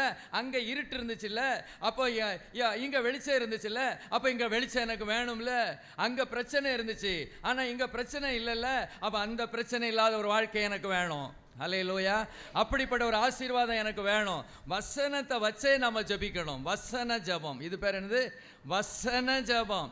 வசன ஜபத்தை பற்றி செஞ்சா ஆண்டவரே அசந்துருவார். என் பிள்ளை இப்போ வசனத்தோடு வந்துட்டு இனிமேல் நான் ஒன்றும் செய்ய முடியாது. இயேசு கிறிஸ்து வசனத்தை வச்சு தான் சாத்தான் என்ன செஞ்சார், ஜெயித்தார். இப்போ நம்ம வசனத்தை வச்சே ஜபம். ஆண்டவரே, அவங்களுக்கு எனக்கு வித்தியாசம் உண்டு பண்ணுவேன் நீர் எவ்வளோ தைரியமாக சொன்னீர், அப்படியே செஞ்சீர். அவர் யாருன்னு கேட்டார், யாருங்கிறத நீர் நிரூபிச்சிட்டீர். இப்போ நீர் யாருங்கிறத எங்கள் குடும்பத்தில் நீர் நிறைவேற்றணும், எங்கள் குடும்பத்தில் அது நடக்கணும். இது வரைக்கும் நடக்கலை. கஷ்டம்தான், நஷ்டம்தான், வேதனை தான், மரணம் தான், பாடுகள் தான், உபத்திரவம் தான். ஆனால் இன்று ஒன்று கேட்குறேன், பழையவைகள் ஒளிந்து போயினன்னு சொன்னீர்ல, என்னுடைய வாழ்க்கையில் உள்ள பழசெல்லாம் நான் ஒழிச்சு கட்டுறேன். இப்போ ஒரு புது மனுஷனாக, புது மனுஷியாக வாரேன். எங்கள் வீட்டில் குடும்பத்தில் ஒரு அற்புதத்தை செய்யணும். 4 பேருக்கு முன்னால் நான் தலை நிமிர்ந்து நடக்கணும். இப்படி சொல்லலாமா ஆண்டவர்கிட்ட? தைரியமாக சொல்லலாம், நான் உம்முடைய பிள்ளை. ஆண்டவரே, நான் மனுஷன், பலவேனேன், நான் தப்பு பண்ணிட்டேன் தான், தவறு செஞ்சுட்டேன் தான். ஆண்டவரே, என்னை மன்னிச்சு மறந்து ஆண்டவரே உம்முடைய கிருபை எனக்கு தாரும். ஆண்டவர், மற்றவர்களுக்கு முன்பதாக நான் தலை நிமிர்ந்து நடக்கணும். என் வாழ்க்கையில், என் பிள்ளைகளுடைய வாழ்க்கையில் நன்மையை செய்யும். நீர் தானே அப்படி சொன்னீர். எகிப்தியருக்கும் இஸ்ரவேலருக்கும் வித்தியாசம் உண்டு பண்ணுவேன்னு சொன்னீர்ல. ஆண்டவரே, சவாலை நீர் தானே பொறுப்பெடுத்துக்கிட்டீர். எவ்வளோ அவங்க இப்போ எப்படி கொடுத்தாங்களாம், துரத்தி விட்டார்கள். அதான் வசனம் இருக்குது, அந்த பாயிண்ட் போனால் நம்ம நேரம் ஆயிரும். துரத்தி விட்டார்கள், துரத்தி விட்டார்கள். போகும்போது என்னதெல்லாம் வாங்கிட்டு போனாங்க, பொன்னும் வெள்ளியும் 400 வருஷம் சம்பாத்தியத்தை ஒரே நாளில் வாங்கிட்டு போயிட்டாங்க. ஸ்தோத்திரம். சம்பளம் குறைவாக இருக்கா, சம்பளம் குறைவாக இருக்கா? ஆண்டவர்கிட்ட கேளுங்க, ஆண்டவரே 400 வருஷம் சம்பளத்தை ஒரே நாளில் கொடுத்தீர. நீர் பழைய ஏற்பாட்டின் தேவன் மாத்திரம்தானா, புதிய ஏற்பாட்டுக்கு நீர் தேவன் இல்லையா? ஸ்தோத்திரம். ஆண்டவரே, பழைய ஏற்பாட்டில் ஆபிரகாம், ஈசாக்கு, யாக்கோபெல்லாம் ஆசீர்வதிச்சிடல, அவன் புதிய ஏற்பாட்டில் நீர் ஆசீர்வதிக்க கூடாதா? ஆவிக்குரிய ஆசீர்வாதத்தை தந்திருக்கிறீர். ரட்சிக்கப்பட்டிருக்கிறேன், ஞானஸ்நானம் பெற்றிருக்கிறேன், அபிஷேகம் பெற்றிருக்கிறேன், கர்த்தருடைய பிள்ளையா மாறி இருக்கிறேன், ஆபிரகாமின் ஆசீர்வாதம் எங்களுக்கு உண்டல்லவா, எங்களுக்கு தரமாட்டீரான்னு கேட்டுப்பாங்க. வசனத்தை வச்சே கர்த்தர் நமக்கு தருவார். ஹல்லேலூயா, ஸ்தோத்திரம். இன்னும் ஒரு காரியத்தோட முடிச்சிடலான்னு பார்க்குறேன். சரி, எண்ணாகமம் 11:4. இப்போ ஒரு குரூப் வாசிங்க. பின்பு அவர்களுக்குள் இருந்த பல ஜாதியான அந்நிய ஜனங்கள் மிகுந்த இச்சை உள்ளவர்களானார்கள். இஸ்ரவேல் புத்திரரும் திரும்ப அழுது, நமக்கு இறைச்சியை புசிக்க கொடுப்பவர் யார்? பின்பு அவர்களுக்குள் இருந்த பல ஜாதியான அந்நிய ஜனங்கள் மிகுந்த இச்சை உள்ளவர்களானார்கள். இது நம்ம புரிஞ்சுக்கிடணும். இஸ்ரவேலர் மாத்திரம் வெளியே வரலை, அவங்களோட யாரும் வந்துட்டாங்க. இன்னும் நிறையா அந்நிய ஜனங்களும் என்ன செஞ்சிட்டாங்க, வந்துட்டாங்க. இப்போ அந்த அந்நிய ஜனங்கள் மிகுந்த இச்சை உள்ளவர்களானார்கள். இஸ்ரவேல் புத்திரரும் திரும்ப அழுது, நமக்கு இறைச்சியை புசிக்க கொடுப்பவர் யார்? உங்கள் தாத்தா கொடுப்பார். ஹல்லேலூயா. இவ்வளவு நாளும் இஸ்ரவேல் ஜனங்களாகட்டும், இஸ்ரவேல் ஜனத்தோடு ஒட்டி இருக்கிற அந்நிய ஜனங்களாகட்டும், அவங்களுக்கு எவ்வளவு நன்மை செய்தார், எவ்வளவு நன்மை செய்தார். தண்ணி இல்லைன்னா தண்ணி கொடுத்தாரு, கசந்து போயிருந்துச்சுன்னா அது மதுரமாக மாற செய்தார், பேரிச்சம்பழம் கொடுத்தாரு, மன்னா கொடுத்தாரு. இது கொடுத்தவருக்கு இறைச்சி கொடுக்க முடியாதா? எப்படி கேட்கணும் ஆண்டவர்கிட்ட? கண்ணீரோடு கேட்பதுங்கிறது வேற, இது அவிசுவாசத்தில் கோபத்திலையும் எரிச்சல்லையும் கேட்டது. அதனால தான் அடுத்த வசனம், நாம் எகிப்திலே கிரயமில்லாமல் சாப்பிட்ட மச்சம். இவ்வளோ பொய் சொல்கிறாங்க பார்த்தீங்களா? மச்சம்னா என்னது? மீன். கரையம் இல்லாமல் அவங்களுக்கு கிடைச்சது, கரையம் இல்லாமலே கிடைச்சது, சும்மாவாக கிடைச்சது. ரீல் விடுறாங்க பாருங்க. வெள்ளரி காய்களையும் கொமட்டி காய்களையும் கீரைகளையும் வெங்காயங்களையும் வெள்ளைப்பூண்டுகளை நினைக்கிறோம். ஸ்தோத்திரம். இவங்க நினைப்பெல்லாம் எப்படி இருக்குது பாருங்கள். ஸ்தோத்திரம். ஒரு ஆட்டுக்கறியை நினைக்கிறோம், அல்லது பரோட்டாவை நினைக்கிறோம். நம்ம பாணியில் என்னைக்காவது நம்ம ஆட்களே, நான் வெங்காயத்தை நினைக்கிறேன்ப்பா, வெள்ளைப்பூண்டை நினைக்கிறேன்ப்பா, கீரையை நினைக்கிறேன்ப்பான்னு சொல்லுவோம். ஒரு அவியல் கூட்டம் நினைக்கிறேன்னாலும் பரவாயில்ல, இவர் கீரையை நினைக்கிறாரா? இவங்களுக்கு மொத்தத்தில் என்னென்னா, அந்த மன்னாவை சாப்பிட்டு அவங்களுக்கு என்ன ஆகி போச்சு, போர் அடித்து போச்சு. ஆகவே இந்த சாப்பாடு சின்ன கொஞ்சம் சாப்பாடாக இருந்தாலும் நான் பிரியாணியை நினைக்கிறேன் அப்படிலாம் அவங்க சொல்லலை. கல்யாண வீட்டில் உள்ள அந்த மட்டன் குழம்பை நினைக்கிறேன் அப்படிலாம் என்ன செய்யலை, சொல்லலை. என்னத்தையோ நினைக்கிறாங்க பாவம். அதே வேளையில் எதையும் நினச்சிட்டாங்க. இப்போ ஒரு பெரிய பிரச்சனை, ஒரு சவால், இறைச்சியை கொடுப்பவர் யார்? இப்போ இதுதான் பிரச்சனை. எல்லாரும் கூட்டம் கூடி நேரம் மோசையிட்ட போய் என்ன சொல்லியிருக்கணும்? ஐயா, எங்களுக்கு இறைச்சி மேலே ஆசையாக இருக்குது, இவ்வளவு நாள் நாங்கள் மன்னா சாப்பிட்டு எங்களுக்கு போர் ஆகிட்டு, அந்த கர்த்தர்கிட்ட கேட்டு எங்களுக்கு இறைச்சி வாங்கி தாங்க, அவர் தருவார். மன்னாவை கொடுத்தார்ல, தண்ணி கொடுத்தார்ல, எகிப்து ஜனத்திலேருந்து நம்மளை விடுதலை ஆக்கினார்ல, நம்ம வேறு பிரித்தார்ல, எவ்வளவு அவங்களுக்கு வாதம் வரும்போது நமக்கு அற்புதம் செய்தார்ல, அவரால் இறைச்சி கொடுக்க முடியும். இப்போ நாமளும் அந்த கேஸில் தானே இருக்கோம். ஒரு பிரச்சனை வந்ததுன்னா நாம் எப்படி நம்புகிறோமாக்கும் சொல்லுங்களேன். எவ்வளவோ மனுஷீக ரீதியாக அவ்வளோ முயற்சி எடுத்து அழுது புரண்டு என்னத்தெல்லாமோ சொல்லி ஒப்பாரி வச்சு இப்படி தான் நாம் இருக்கோம். அவங்களுக்காவது ஒன்றும் இல்லை, நமக்கு எல்லாமே தெரியும். தெரிஞ்ச பிறகும் ஆண்டவரே நாங்கள் அந்த விசுவாசம் நமக்கு வரமாட்டேக்க, அந்த கர்த்தர் பேரில் அந்த நம்பிக்கை நமக்கு வரமாட்டேக்க. இஸ்ரவேல் ஜனங்கள் எப்படி இருந்தாங்களோ அப்படி தான் நாமும் இருக்கிறோம். நம்ம பார்த்து தான் ஆண்டவர் கோவப்படுவார். இஸ்ரவேல் ஜனங்களுக்கு பைபிள் கிடையாது, இஸ்ரவேல் ஜனங்களுக்கு இப்படிப்பட்ட டீச்சிங் கிடையாது. அவங்க வந்த அனுபவத்தில் இருந்தால் அவங்க கற்றுக்கொண்டு அவங்க வாழணும். நீங்கள் அப்படி இல்லை, உங்களுக்கு எல்லாமே தெரியும். ஆனால் நீங்கள் தெரிஞ்சிருந்தும் என் மேலே நம்பிக்கை வைக்காமல் இருக்கிறீங்களே. என்கிட்ட கேட்டால் கிடைக்கும்னு உங்களுக்கு தெரியுமில்ல. எவ்வளோ வசனம் சொல்கிறேன். எசேக்கியா விண்ணப்பத்தை கேட்டேன். அவன் கேட்கணுமா? இந்த இடத்துல போய் அழுதுகிட்டு இருக்கக்கூடாது. அழ வேண்டிய இடத்துல தான் அழணும், அழ வேண்டிய நேரத்தில் தான் அழணும். அதுவும் சும்மா போய் நோயின்ட்டு ஆண்டவர்கிட்ட போய் என்ன செய்யக்கூடாது, அழக்கூடாது. அழணும்னு ஒரு டைம் இருக்குது, அந்த டைமில் அழணும். ஆத்தும பாரம் வந்தால் அழுங்க. ஒரு பிரச்சனைக்காக தேவ சமூகத்தில் அழுது ஜெபம் பண்ணுங்க. ஆனால் சில நன்மைகள் கிடைக்காததுக்காக அதுக்காக போய் என்ன செய்யக்கூடாது, இப்படி என்ன செய்யக்கூடாது, அவருக்கு ரொம்ப கோபமாக ஆயிடுச்சு பாருங்க ஆண்டவர்கிட்ட. இங்கே உள்ளம் வாடி போகிறது, இந்த மன்னாவை தவிர இதுக்கு முடியல. ஒரு இடத்துல இது அற்பமான உணவுங்காங்க. என்ன உணவா? அற்பமான உணவு. இப்படிலாம் என்ன செஞ்சிட்ருக்காங்க, சொல்லிகிட்டு இருக்காங்க. 18ஆம் வசனத்திலிருந்து வாசிங்க. 18. நீ ஜனங்களை நோக்கி நாளைக்காக உங்களை பரிசுத்தம் பண்ணுங்கள், நீங்கள் இறைச்சி சாப்பிடுவீர்கள், எங்களுக்கு இறைச்சி சாப்பிட கொடுப்பவர் யார் என்றும் எகிப்திலே எங்களுக்கு சௌக்கியமா இருந்தது என்றும் கர்த்தருடைய செவிகள் கேட்க அழுதீர்களே. சரி, அதுக்கு முன்னால 13 ஒன்று வாசிருங்க. 13 நம்ம தலைவர் என்ன சொல்றாருன்னு பாருங்க. இந்த ஜனங்கள் எல்லோருக்கும் கொடுக்கிறதற்கு எனக்கு இறைச்சி எங்கே இருந்து வரும்? இதுவும் அதே மாதிரி தான் பேசுறாரு. எனக்கு இறைச்சி கூட என்று என்னை பார்த்து அழுகிறார்களே. ஸ்தோத்திரம். விசுவாசியும் அப்படி தான் இருக்கிறாங்க, பாஸ்டரும் அப்படி தான் இருக்கிறாரு. ஹல்லேலூயா. எல்லாரும் ஒரே ட்ராக்கில் தான், ஒரே ட்ராக்கு தான். ஸ்தோத்திரம். எனக்கு இதுதான் ரொம்ப ஆச்சரியம்.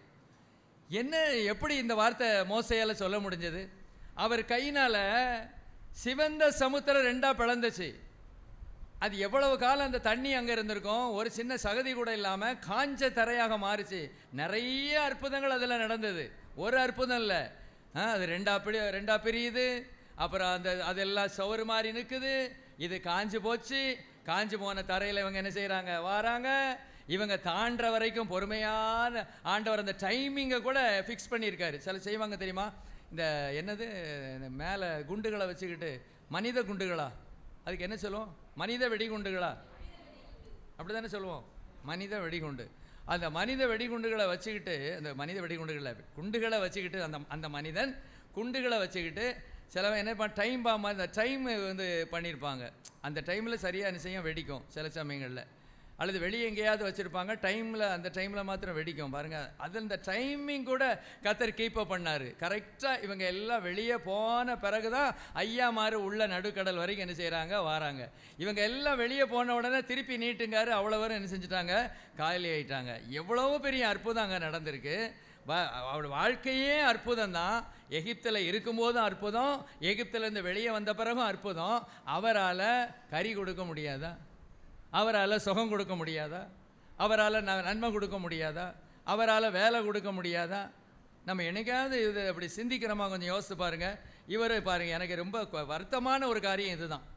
அந்த அந்நிய ஜனங்கள் சொன்னாங்க, இஸ்ரவேல் ஜனங்கள் சொன்னாங்க, பரவாயில்ல. இவர் என்ன சொல்கிறாரு, இந்த ஜனங்கள் எல்லாருக்கும் கொடுக்கறதுக்கு எனக்கு இறைச்சி எங்கே இருந்து வரும்? அதே தான் சொல்கிறேன், உங்கள் தாத்தா வீட்டிலேருந்து தான் வரும். பிரைஸ் எல்லாம் எங்கேருந்து வரும்? பரத்திலிருந்து வரும். நமக்கு ஆசீர்வாதம் எங்கே தான் இருக்குது? பரத்தில் தான் இருக்குது. எனக்கு ஒத்தாசை வரும் பர்வதங்களுக்கு நேராக அல்ல, எனக்கு ஒத்தாசை வரும் பரத்துக்கு நேராக என் கண்களை ஏறெடுக்கிறேன். அல்லேலூயா, பிரைஸ் அல்லாட். எங்கே ஏறெடுக்கணுமா? பரத்துக்கு நேராக, பர்வதத்துக்கு நேராக அல்ல, பரத்துக்கு நேராக. பிரைஸ் அல்லாட். சரி, இப்போ நீங்கள் வாசிங்க, 18லேருந்து வாசிங்க. இதோட முடிச்சிடுறேன். நீ ஜனங்களை நோக்கி நாளைக்காக உங்களை பரிசுத்தம் பண்ணுங்கள், நீங்கள் இறைச்சி சாப்பிடுவீர்கள், எங்களுக்கு இறைச்சி சாப்பிட கொடுப்பவர் யார் என்றும் எகிப்திலே எங்களுக்கு சௌக்கியமா இருந்தது என்றும் கர்த்தருடைய செவிகள் கேட்க அழுதீர்களே. ஆகையால் நீங்கள் சாப்பிடும்படி கர்த்தர் உங்களுக்கு இறைச்சி கொடுப்பார். நீங்கள் 1 நாள், 2 நாள், 5 நாள், 10 நாள், 20 நாள் மாத்திரம் அல்ல, 1 மாதம் வரைக்கும் புசிப்பீர்கள். அது உங்கள் மூக்காலை புறப்பட்டு உங்களுக்கு தெவிட்டி போக மட்டும் புசிப்பீர்கள். அப்படி தருவேங்க இது. ஆனால் கொஞ்சம் கோபத்தில் தான் செய்கிறார். இதை சந்தோஷமாக அவர் என்ன செய்யலை. கொடுக்குற தேவன் நான் இருக்கும்போது இதை நீங்கள் எப்படி வாங்கணும், எப்படி கேட்கணும், முறுமுறுத்துக்கிட்டு அழுதுகிட்டு மூக்கு அடிச்சுக்கிட்டு இப்படியா உட்காந்து அவர்கிட்ட கேட்பாங்க தேவ பிள்ளைகள். தேவன் எப்படிப்பட்ட ஆள்? எனக்கு அடுத்த திருப்பி பாருங்கள், நம்ம ஆளை பாருங்கள், நம்ம தலைவரை பாருங்கள். நம்ம தலைவர், நம்ம தளபதி. 22 வாசிங்க. ஆடு மாடுகளை அவர்களுக்காக அடித்தாலும் அவர்களுக்கு போதுமா? சமுத்திரத்து மத்சங்களை எல்லாம் அவர்களுக்காக சேர்த்தாலும் அவர்களுக்கு போதுமா என்றார். எனக்கு ரொம்ப ஆச்சரியமா இருக்கு. இது சொன்னது யாரு? நம்ம தளபதி மோசே. எப்படி சொல்றாரு பாருங்க. அதற்கு மோசே, என்னோடு இருக்கிற காலாட்கள் 6 லட்சம் பேர் 1 மாதம் முழுவதும் புசிக்கும்படி அவர்களுக்கு இறைச்சி கொடுப்பேன் என்று சொன்னீரே. இது எப்படி சொல்ல முடிஞ்சது? இதே தான் நம்ம வாழ்க்கையில் இதே தான், டிட்டோ இதே தான். கர்த்தரை பற்றி இவ்வளவு தெரிஞ்சிருந்தோம், இவ்வளவு அறிஞ்சிருந்தோம். இது நடக்குமா? கல்யாணம் நடக்குமா? குழந்தை பாக்கியம் கிடைக்குமா? ஸ்தோத்திரம். இந்த வாசனங்கள்லாம் எழுதி வச்சு திறப்பில் நின்று பாருங்களேன். பைபிளை அப்படியே மேலே தூக்கி, ஆண்டவரே இந்த ஜனத்துக்கு கிட்டத்தட்ட 25 லட்சம் ஜனங்கள் இருந்தாங்க, 6 லட்சம் புருஷர்கள், கிட்டத்தட்ட 25 லட்சம் ஜனங்களுக்கு அவர் என்ன செஞ்சார்? என்ன கொடுத்தாரு? இறைச்சி கொடுத்தாரு. பிரைஸ் அலாட், ஸ்தோத்திரம். உடனே நீங்கள் நினைக்கலாமா, யாராவது ஒரு நாளாவது கேட்ட மாதிரி எனக்கு தெரியல. அங்கே இருக்கிற மாடுகளெல்லாம் அடித்து சாப்பிட வேண்டியதானே? கையில் ஆடு மாடுலாம் வச்சுருக்காங்கல்ல, சாப்பிட்றலாம்ல. தலையை ஆட்டுறீங்க. இவங்க என்ன பண்ணுவானுங்க நம்ம ஆட்கள், அவ்வளோத்தையும் அடிச்சுவிட்டு பலிக்கே இல்லாமல் ஆக்கிவிடுவான். பலி செலுத்தணும்னு ஒரு கட்டளை வச்சுருக்காரு பாருங்க. இவன்ட்ட மாத்திரம் ஆட்டையும் மாட்டையும் சாப்பிடுன்னு சொன்னான். ஒரு 4-5 நாளிலே அவ்வளோ ஆடுங்காலி, அவ்வளோ மாடுங்காலி, வெறி பிடிச்சு அலைகிறான் கரைச்சி இறைச்சி திங்கணும்னு. ஸ்தோத்திரம். ஒரு சமயத்தில் பார்த்தீங்கன்னா சவுல் காலத்தில் அடித்து மலத்தி அந்த ரத்தத்தோடு என்ன செஞ்சானாம், புசிச்சானாம், ஒரு மாதிரி ஆயிட்டான் மண்ணை. ஸ்தோத்திரம். நம்ம ஆட்களுக்கு சில நம்ம ஆட்கள் நல்லவங்கன்னு நினைக்கிறேன். இந்த ஞாயிற்றுக்கிழமை வந்தாலே அந்த பட்சணம் இல்லைன்னாலே என்ன ஆயிரும்னா சண்டை வந்துடும் சில வீட்டில். என்ன பருப்பு தான் வச்சியாக்கும். ஆமாம், வந்துட்டான் பெருசாக. ஸ்தோத்திரம். ஒரு ஒரு ஒரு கவிசை கிடையாது, ஒரு செத்த சவங்கள்லாம் ஒன்றும் கிடையாது. டென்ஷன் ஆயிடுவான் சிலர். நம்ம ஆட்கள் அப்படி இல்லை. நம்ம ஆட்கள் நல்லவங்க, நாமெல்லாம் நல்லவங்க. நம்மளாம் அப்படிலாம் சொல்ல மாட்டோம். இன்றைக்கி இல்லைன்னா நாளைக்கு சாப்பிட்டு போகிறோம். இதில் என்ன, ஞாயிற்றுக்கிழமை தான் சாப்பிடணும்னு என்ன இருக்குது? இல்லையா, இன்றைக்கி இல்லையா, செவ்வாய் சாப்பிட்டு போகிறோம். நம்ம ஆண்டவருக்கு எதுவும் கண்டிஷன் போடலையே. இப்போ நம்ம ஆள் சொல்கிறது தான் எனக்கு ரொம்ப கஷ்டமாக இருக்குது. ஆடு மாடுகளை அவர்களுக்காக அடித்தாலும் அவர்களுக்கு போதுமா? சமுத்திரத்து மச்சங்களையெல்லாம் அவர்களுக்கு சேர்த்தாலும் அவனை கடைசியில் இவரையே என்ன செய்ய வேண்டியிருக்கு? சாந்தப்படுத்த வேண்டியிருக்கு, சரிப்படுத்த வேண்டியிருக்கு. அடுத்த வசனம் சொல்கிறாரு, அதற்கு கர்த்தர் மோசேயை நோக்கி, கர்த்தருடைய கை குறுகி இருக்கிறதோ, என் வார்த்தையின்படி நடக்குமோ நடக்காதோ என்று நீ இப்பொழுது காண்பாய் என்றார். நான் மாத்திரம் தேவனாக இருந்திருந்தேன்னா நான் என்ன செஞ்சிருப்பேன்? மோசேயை ஐ டிஸ்மிஸ் யூ, வேற ஆள் எனக்கு இருக்காங்க, இன்னைக்கு உன்னை டிஸ்மிஸ் பண்ணுறேன். இவ்வளவு தூரம் உன்னைய 40 வருஷம் அரண்மனை ட்ரைனிங், 40 வருஷம் வனாந்தர ட்ரைனிங், 80 வருஷம் உனக்கு ட்ரைனிங் கொடுத்து இந்த ஜனங்களை நடத்திட்டு வான்னா அந்த ஜனம் எப்படி இருக்கோ அப்படியே தானப்பா நீ இருக்கிற. அவனுக்கு உனக்கு எந்த வித்தியாசம் இல்லையே. விசுவாசி எப்படி இருக்கிறானோ அப்படியே தான் ஊழியக்காரனும் இருக்கிற. அடி விட்டார பார்த்தீங்களா ஆண்டவர் எப்படி விடுறாரு பாருங்க. Praise the Lord. ஸ்தோத்திரம். பொறுமையாக பதில் கொடுக்குறாரு. நம்ம அப்பாவை மாதிரி நல்ல அப்பா இல்லை. எவ்வளோ உயரத்துக்கு வந்தாலும், எப்படி நம்ம கர்த்தரை அறிஞ்சிருந்தாலும் அமைதியா அன்பா தடவி கொடுத்து பேசுகிற ஒரு தகப்பன். ஹல்லேலூயா. நான் சொல்லிட்டேன்ல, நீங்களாக இருந்தால் எப்படி இருப்பீங்கன்னு தெரியல. நீங்களாக இருந்தால் எப்படி இருப்பீங்க சிஸ்டர்? நீங்கள் மோசே இடத்துல நீங்கள் இருக்கீங்க. இப்படி இவரை நல்லா பக்குவப்படுத்தி உருவாக்கி சாந்த குணம் உள்ளவன் சொல்கிறாரு, உண்மை உள்ளவன் சொல்கிறாரு, கிருபை உள்ளவன், வரங்கள் உள்ளவன், தேவனோடு முகமுகமாய் பேசுகிறவன், இதெல்லாம் இருக்குது. ஆனால் இப்போ இந்த சின்ன காரியத்துக்கு நம்பலை. அப்போ நீங்கள் என்ன செய்வீங்க? நான் மோசே ஸ்தானத்துக்கு வரவே மாட்டேங்க. Praise the Lord. ஸ்தோத்திரம். என்ன அது மாத்திரம் சொல்லிடுறேன் பாருங்க. அதற்கு கர்த்தர் கோபப்பட்டு, அப்படி ஏதாவது இருக்கா? இல்லை. மோசேயை நோக்கி, என்னப்பா நீ, கர்த்தருடைய கை குறுகி இருக்கிறதா? என்ன நீ நினச்சிக்கிட்டு இருக்கிற? நான் எவ்வளோ பெரிய தேவன், ஒன்றுமில்லாமல் இருந்த அண்ட சராசரங்களை உருவாக்கினேன்னா என்னட்டு நீ என்ன என் வார்த்தையின்படி நடக்குமோ நடக்காதோ என்று நீ இப்பொழுது காண்பாய். ஹல்லேலூயா. ஸ்தோத்திரம். கர்த்தரிடத்துலேருந்து ஒரு காற்று அடிச்சது. என்ன அடிச்சது? அதில் ஒரு அற்புதம் இருக்குது. அந்த மறைவான அற்புதம் எனக்கு இன்ட்ரெஸ்டாக இருக்குது, சொல்லிக்கிட்டே இருக்கணும் போல் இருக்குது. ஸ்தோத்திரம். அதில் ஒரு அற்புதம் இருக்குது. என்ன அற்புதம்? காற்று அடிச்சது, காடை வந்துச்சு. இதில் என்ன பெரிய அற்புதம் சொல்லுங்கள் பாப்போம். ஸ்தோத்திரம். சரி வேண்டாம், உங்களை ரொம்ப நான் சிந்திக்க விடலை. நீங்கள் சிந்திச்சு பிற பதில் சொல்லிட்டீங்கன்னா போச்சு. ஸ்தோத்திரம் ஸ்தோத்திரம் ஸ்தோத்திரம். என்ன காற்று? கர்த்தரிடத்திலிருந்து புறப்பட்ட ஒரு காற்று சமுத்திரத்திலிருந்து காடைகளை அடித்து கொண்டு வந்தது. இது ஒரு அற்புதம். இன்னொரு அற்புதம் இருக்குது, சொல்லுங்கள். அதில் நீங்கள் ரொம்ப ரொம்ப ரொம்ப ஆழமாக போகிறீங்க. சொல்கிறேன் பாருங்கள். காக்கா இருந்துச்சு, குருவி இருந்துச்சு, மயில் இருந்துச்சு, அதெல்லாம் இந்த காற்று தொடலையே. காக்கா அது பாட்டுக்கு எந்த காற்று அடித்தா என்ன? காக்கா அது பாட்டுக்கு பறக்கு, புறா அது பாட்டுக்கு பறக்கு, கோழி அது பாட்டுக்கு இருக்கு. ஸ்தோத்திரம். மயில் அது பாட்டுக்கு இருக்கு. அங்கே ஒன்றும் நடக்கலை. அந்த காற்று கரெக்டாக காடையை மாத்திரம் தூக்கிட்டு வருது. என் பிள்ளைக்கு எது தேவையோ அதை மாத்திரம் கொடுக்க நம்முடைய தேவன் வல்லவராக இருக்கிறார். ஹல்லேலூயா. இதெல்லாம் ஆச்சரியமாக இருக்கா? ஆச்சரியமாக. நான் வீட்டிலேருந்து சிந்திக்கலை, இது இப்போ வர்ற பாயிண்ட்டு. ஹல்லேலூயா, ஸ்தோத்திரம். நம்முடைய தேவன் அற்புதத்தின் தேவன், வித்தியாசமாக செய்கிறவர். அங்கே புறா வரல, எத்தனை பறவைகள் இருக்கு, காட்டில் எத்தனை பறவைகள் இருக்கு, அந்த பறவைலாம் இந்த காற்றுல ஒன்றும் செய்யல, காடை மாத்திரம் வருது. ஹல்லேலூயா. இது மாதிரி தான் இது மாதிரி தான் எப்படி இருக்கும் அந்த ரகசிய வருகையில், எத்தனை பேர் இருந்தாலும் அந்த ரட்சிக்கப்பட்ட ஜனம் மாத்திரம் மேலே பறக்கும். வரலையில சொல்லுங்க, இந்த காடையை மாதிரி. ஸ்தோத்திரம். இந்த மற்றதில் மயிலாக இருந்தாலும் மயில் பறக்காது, காடை மாத்திரம்தான் பறக்கும் அந்த காற்றுக்கு. அந்த தேவன் அப்படியே நம்ம கூப்பிடும்போது, நம்ம ரட்சிக்கப்பட்டு கத்தருக்குள்ளே இருக்கும்போது கத்தர் சொல்லுவார், வா அப்படின்னு சொல்லுவார். சொன்னாரா ஒரு இடத்துல, லாசருவே வெளியே வான்னு சொன்ன மாதிரி, என் ஜனமே, என்னோட ஒப்புரவான என்னுடைய ரத்தத்தினால கழுவப்பட்ட ஜனமே என்னோடு வான்னு சொல்லுவார், அழைப்பு கொடுப்பார். எக்கால சத்தம், அவருடைய சத்தம் வரும்போது எது மாத்திரம்தான் போதும். இந்த இடத்துல நம்மளை காடைகளாக வச்சுக்கோங்க, காடைகள் மாத்திரம்தான் மேலே போகும். மயிலாக கூட இருக்கும், ஆனால் மயில் கீழே தான் கிடக்கும். குயிலாக கூட இருக்கும், ஆனால் குயில் கீழே தான் கிடக்கும். ஹல்லேலூயா, ஸ்தோத்திரம். இறைச்சி சாப்பிட கொடுப்பவர் யார்? நடந்தது என்ன, நேரம் போச்சு. ஸ்தோத்திரம். 2 முழம் 3 முழம் அப்படியே என்ன செஞ்சுட்டு ஒவ்வொருத்தன் தூக்கிட்டு வாரான் பாருங்க. நீங்கள் இந்த படத்தில் பார்த்துருக்கீங்களா? ஜாலியாக இருக்கும். யாரெல்லாம் பார்த்தீங்க இந்த இந்த யாத்ராம படத்தை யாரெல்லாம் பார்த்தீங்க?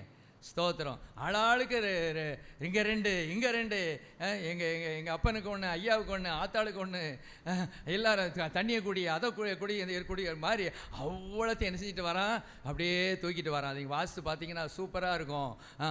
பகலில் சேகரித்தாங்களாம், இரவில் சேகரித்தாங்களாம். அது மாத்திரம் வாசித்து முடிச்சிடும். அது எனக்கு கொஞ்சம் நல்லா இருக்கும் பாருங்கள். அந்த யாத்திரா அங்கே சேகரித்த அந்த ஜாலியாக இருக்குது பாருங்கள், எப்படி சேகரிச்சிருக்கான் பாருங்கள். அதுக்கு முன்னால் நம்பலை, கிடைச்ச உடனே எப்படி எதுல வாஸ்தவம்? இப்போ அப்பொழுது ஜனங்கள் எழும்பி அன்று பகல் முழுவதும் ரா முழுவதும் மறுநாள் முழுவதும் காடைகளை சேர்த்தார்கள். கொஞ்சம் எத்தனை வசனம்? 32.